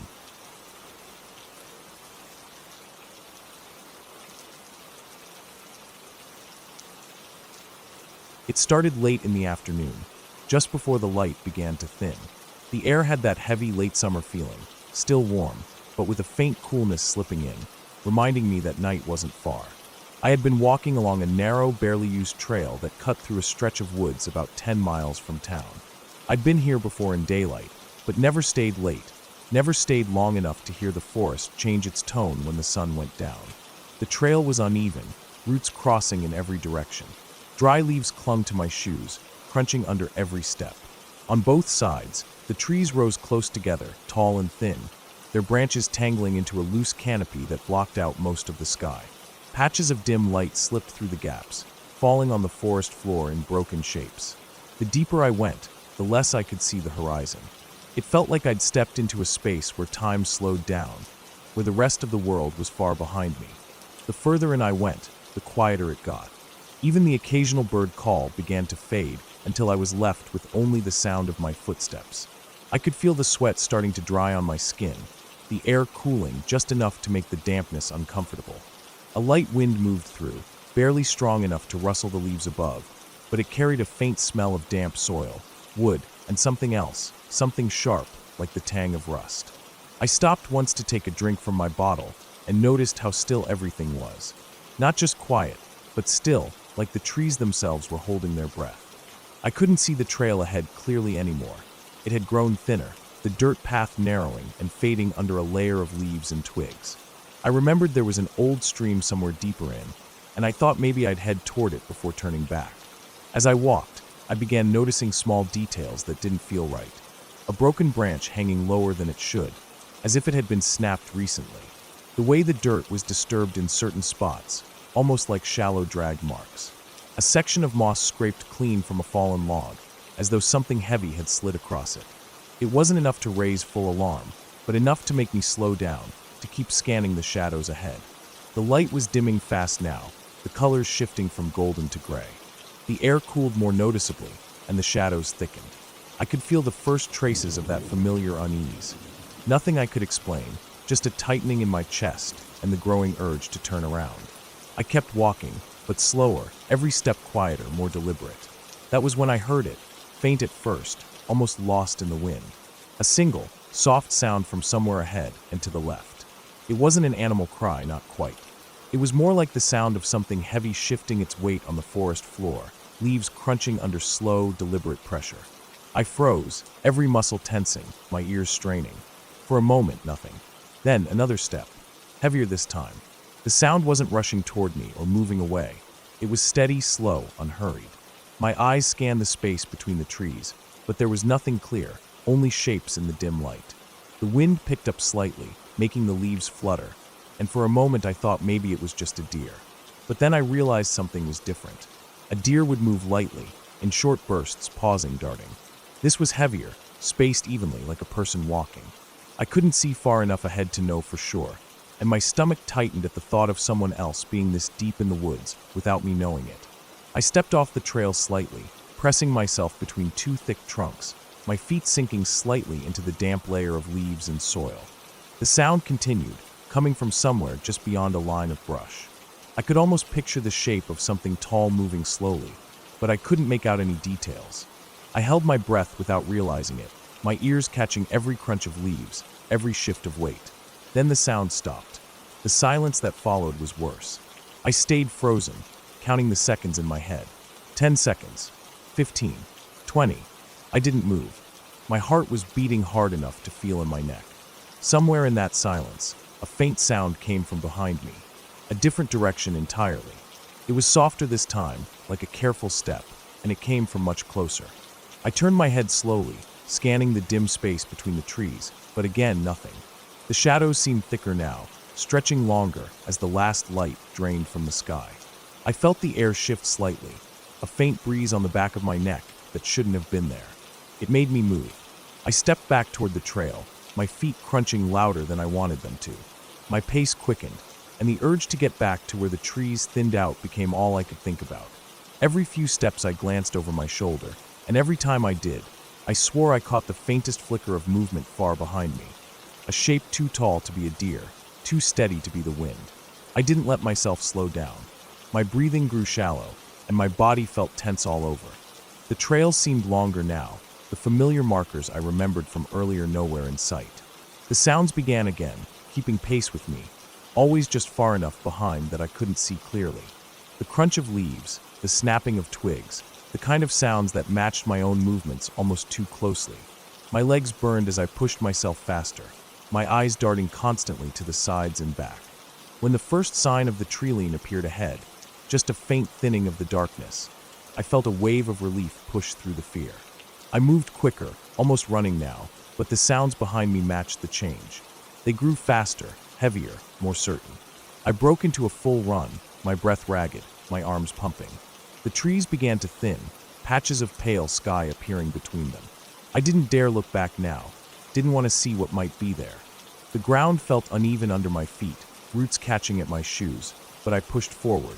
When I finally burst out of the tree line into the open clearing near the road, I didn't stop. I kept moving until I was well out into the open, away from the shadows. Only then did I turn, my chest heaving, my eyes locked on the dark wall of trees I had just come from. Nothing moved. I stood there for a long time, watching, waiting for some sign of what had been behind me. The forest looked calm again, quiet, as though nothing had happened. But deep down I knew it wasn't empty. Something had been there, keeping pace with me, watching me without a sound until it decided to move. Even as I walked away, back toward the road and the faint glow of distant streetlights, I kept looking over my shoulder. I could still feel the weight of eyes on me, the memory of footsteps that matched my own. That night, lying in bed, the sound of crunching leaves wouldn't leave my head. It was steady, slow, unhurried, the sound of something that had no reason to rush. Something that knew exactly where I was and exactly how far I could run before the trees ended. And in that dark, quiet space of my room, I realized I had no idea how long it had been following me. It could have started long before I ever heard it, long before I even thought to look behind me. It could have been there from the moment I stepped into the woods.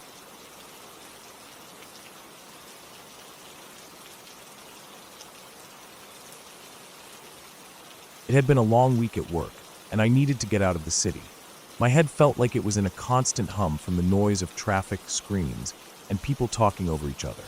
I had no interest in going to a crowded place or a tourist spot. I just wanted somewhere quiet, somewhere I wouldn't hear anything but the wind. I thought about a small lake I had seen once while driving through a rural area. The road that led to it was rough and narrow, barely more than a track, and it wound through thick woods until it reached an open clearing with water in the middle.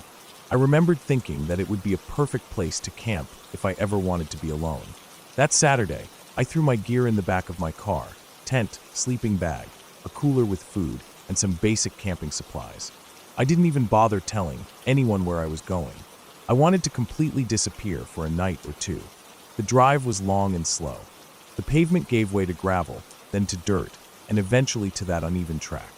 My tires crunched over rocks and dipped into ruts filled with muddy water. The trees on either side leaned in, blocking most of the light, so that even though it was mid-afternoon, the road ahead looked dim. When I finally reached the clearing, it felt exactly as I remembered, silent except for the faint sound of water lapping against the shore and the occasional rustle of leaves. The lake was calm, with the sunlight reflecting off it in a glare that made me squint. Tall grass grew along the edges, and there were no signs of other campers or even any human activity.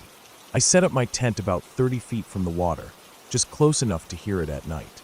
I spent the rest of the afternoon collecting small branches for a fire. The ground was soft from recent rain, and my boots sank a little with each step.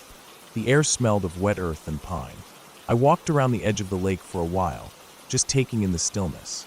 A few dragonflies hovered over the surface, and now and then I'd see the ripple of a fish breaking the water. The trees around the lake were dense, and beyond them, the forest looked almost black. There was something about those shadows that made me glance over my shoulder more than once, but I told myself it was just because I wasn't used to such complete quiet. By evening, I had a small fire going. I cooked a simple meal and sat watching the sky fade from pale blue to orange to deep purple. As darkness settled in, the lake turned almost mirror-like, reflecting the stars. The air cooled quickly, and the firelight became my only comfort against the surrounding blackness. I heard the occasional splash from the lake, but otherwise it was silent. Too silent, in a way.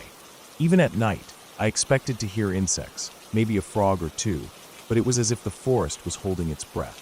Around 9, I decided to take a short walk with my flashlight. I followed a narrow path that led into the trees, just to stretch my legs before turning in. The beam from my light cut a narrow tunnel through the darkness, illuminating the rough bark of the trees and the occasional glint of moisture on leaves. I didn't go far, maybe 100 feet, before I heard something. It wasn't loud, but it was distinct, the sound of twigs snapping, somewhere deeper in the woods. I stood still listening. The sound came again, then stopped. I told myself it could be a deer. This was their territory, after all. But there was something about the rhythm of the steps that didn't feel like an animal's random movement. They were steady, deliberate, almost as if someone was pacing slowly. I stayed there for another minute, my flashlight aimed in the direction of the noise, but saw nothing. Eventually, I turned and went back to my camp. The unease stayed with me, though. When I crawled into my tent, I kept the flashlight next to my sleeping bag. The fabric walls of the tent felt too thin, too flimsy. Every sound outside seemed louder in the dark. I lay there, listening to the faint whisper of the wind through the trees, until I finally drifted off. I don't know what time it was when I woke up. The fire had burned down to embers, and the inside of the tent was completely dark. At first, I thought it was just the quiet that woke me, but then I heard it, footsteps again. Slow, crunching in the grass. They were close, too close. I held my breath and strained to hear. The steps circled around my tent, pausing every so often, as if whoever, or whatever, it was listening for something inside. My heart was pounding so hard I thought it might be loud enough to give me away. Then the sound stopped. I lay there frozen for what felt like several minutes, afraid to move. Slowly, I reached for my flashlight, but before I could turn it on, there was another noise. Not footsteps this time, but the sound of something brushing against the tent wall, just inches from my head. The fabric shifted slightly inward, like a hand pressing on it. My mouth went dry. I didn't move. The pressure disappeared, and I heard the steps again, moving away this time, toward the water. I stayed awake the rest of the night, sitting up with my back against my pack, flashlight in hand. I didn't hear anything else until the faint light of dawn started to seep through the tent walls. When I finally stepped outside, the ground was damp with dew, and there were footprints in the grass. They weren't animal tracks, they were human, barefoot, from the look of them. The prints led from the tree-line to my tent, circled it, and then went toward the lake. I followed them slowly, every nerve in my body tense. The prints went right to the edge of the water and stopped. I scanned the surface, but it was calm, as if nothing had disturbed it. The woods behind me were silent, but that silence no longer felt peaceful. It felt like something watching and waiting. I packed up quickly, barely taking the time to fold my tent. My hands shook as I shoved everything into the car. As I drove out, the narrow track seemed even darker than before, the trees crowding in on both sides. Every shadow between them looked like it could hide someone. I didn't stop until I hit the main road. Only then did I realize how tense my shoulders had been, how tightly I'd been gripping the wheel. I kept glancing in the rearview mirror, half expecting to see someone standing in the road behind me. There was never anyone there, but the feeling didn't go away. Even when I was miles from the lake, I felt it, that quiet, steady presence just out of sight. Later, when I thought about the footprints, I realized something that made my skin crawl all over again. The ground was soft, and I had left my own prints near the tent when I went for my evening walk. But the ones I'd seen in the morning were deeper, heavier, and they overlapped mine in places. Whoever had been there had been walking in my steps, following exactly where I had gone. That night, safe in my own bed, the silence of my apartment should have been comforting. But it wasn't. Every creak of the building, every faint sound from outside, felt sharper now, more deliberate. I kept thinking about that moment in the tent when the wall had pressed inward, about the weight of it, the stillness before it moved away. I didn't go camping again after that. Not alone. Not anywhere near a place where you can't tell if the quiet is just the woods being still, or if it's someone waiting for you to let your guard down.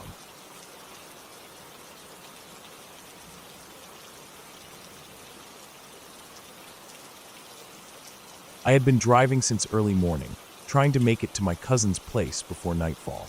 The road cut through long stretches of farmland, occasional patches of forest, and small towns that felt almost abandoned. The air had been warm during the day, but as the sun dipped lower, the temperature dropped, and a damp chill settled in. I was still about 2 hours away when I saw a small gas station on the side of the road. The sign above it was old, the paint fading, but I decided to stop and stretch my legs before continuing. The gas station was one of those lonely places with a single pump, a flickering overhead light, and a store that looked like it hadn't been updated in decades. Inside, the smell of stale coffee and old wood mixed together. I grabbed a bottle of water and a pack of crackers, paid in cash, and stepped back outside. The air felt heavier now, with the last bits of daylight slipping away. I got back in my car and kept driving, watching the landscape flatten out, the fields stretching so far they seemed to meet the horizon. The 2-lane road ahead of me wound slightly, and then straightened for long, empty stretches. I noticed how few cars passed by, maybe one every 20 minutes. After a while, the road narrowed, and dense woods replaced the open fields. The trees leaned over the road, their branches tangled like a net, making the fading light dim even faster. By the time I reached the midpoint of that wooded stretch, it was almost fully dark. My headlights cut a narrow tunnel through the blackness, and the beams bounced off trunks and low branches. The road was smooth at first, but then I hit a rough patch, the kind where the asphalt breaks up into jagged edges and gravel. I slowed down, feeling the crunch under my tires. That's when I saw something just ahead, what looked like a dark shape lying across part of the road. At first, I thought it might be a fallen branch, but as I got closer, I saw it was too big and too oddly shaped for that. I slowed more, my hands tightening on the steering wheel. It was an animal, a deer maybe, lying on its side. My headlights lit up its legs, twisted at angles that didn't seem right. Its chest rose and fell shallowly, meaning it was still alive. I stopped the car about 10 feet away. The deer's head lifted slightly, and I caught the reflection of its eyes for just a moment. But then, from the darkness beyond the trees, I heard something else, a faint crunch of leaves. It was slow, deliberate, and it was getting closer. My instinct told me to just drive around the deer, but the way it was lying made that impossible without going off the road. The noise in the trees stopped. I sat there, staring into the blackness between the trunks, waiting for something to move. My heart was pounding, and I could feel that prickly sensation in my skin that comes when your body is screaming that something isn't right. I rolled forward slightly, thinking maybe I could nudge the deer enough to pass. But just as I eased forward, there was another sound from the woods, a single, heavy footstep. Not the quick scurry of an animal. Slow, measured. I stopped again. My headlights caught brief flashes of something pale between the trees. It was too far to make out clearly, but I knew it wasn't another deer. It stood still for a long moment, and then it moved, stepping deeper into the shadows. I didn't like the feeling in my stomach. I backed the car up, the tires crunching on gravel, then turned sharply and went off onto the narrow shoulder. The edge dropped off into weeds and underbrush, and my car tilted slightly as I maneuvered past the deer. As soon as I cleared it, I pressed on the gas and drove until the woods thinned and I reached an open stretch again. I kept glancing in my mirrors, expecting to see something step out into the road behind me, but there was nothing except the empty asphalt disappearing into darkness. About 10 minutes later, I noticed my gas gauge was lower than I thought it would be. That stop at the station earlier had been quick, and I'd only gotten enough to make it comfortably to my cousin's, but the detour around the deer had eaten up more fuel than I'd planned. I pulled over briefly to check my map, and saw there was a small town about 6 miles ahead. It wasn't much, but it had a gas station marked. When I got there, the place was dimly lit and completely deserted. The pump had an old analog meter and a faded sign saying it was self-serve, cash only. I filled the tank and stood there for a moment listening. The night air was so quiet it felt unnatural. No crickets, no wind through the trees, just silence. I got back in my car and drove on. The road out of that town curved back into more wooded areas, but this time the trees were thinner. I felt a little more at ease until I saw something up ahead again. Two small points of light reflecting back at me from the side of the road. They were low to the ground, probably an animal's eyes, I thought. As I got closer, the eyes vanished, and I caught a glimpse of movement as something darted into the underbrush. I drove past, trying not to focus on it too much. About half an hour later, I finally pulled onto the long rural driveway leading to my cousin's property. The driveway itself was lined with trees, their branches reaching high enough not to block the view of the sky. The house came into sight, lights glowing warmly in the windows. But as I got closer, I noticed something odd. A single fresh set of muddy footprints leading up the gravel drive, veering slightly into the grass, and then disappearing into the tree line to the right of the house. I slowed down again, staring at those tracks.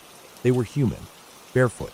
The ground was damp from an earlier drizzle, and the prints looked recent, the edges still crisp. They were spaced in a way that suggested the person wasn't running, but walking steadily.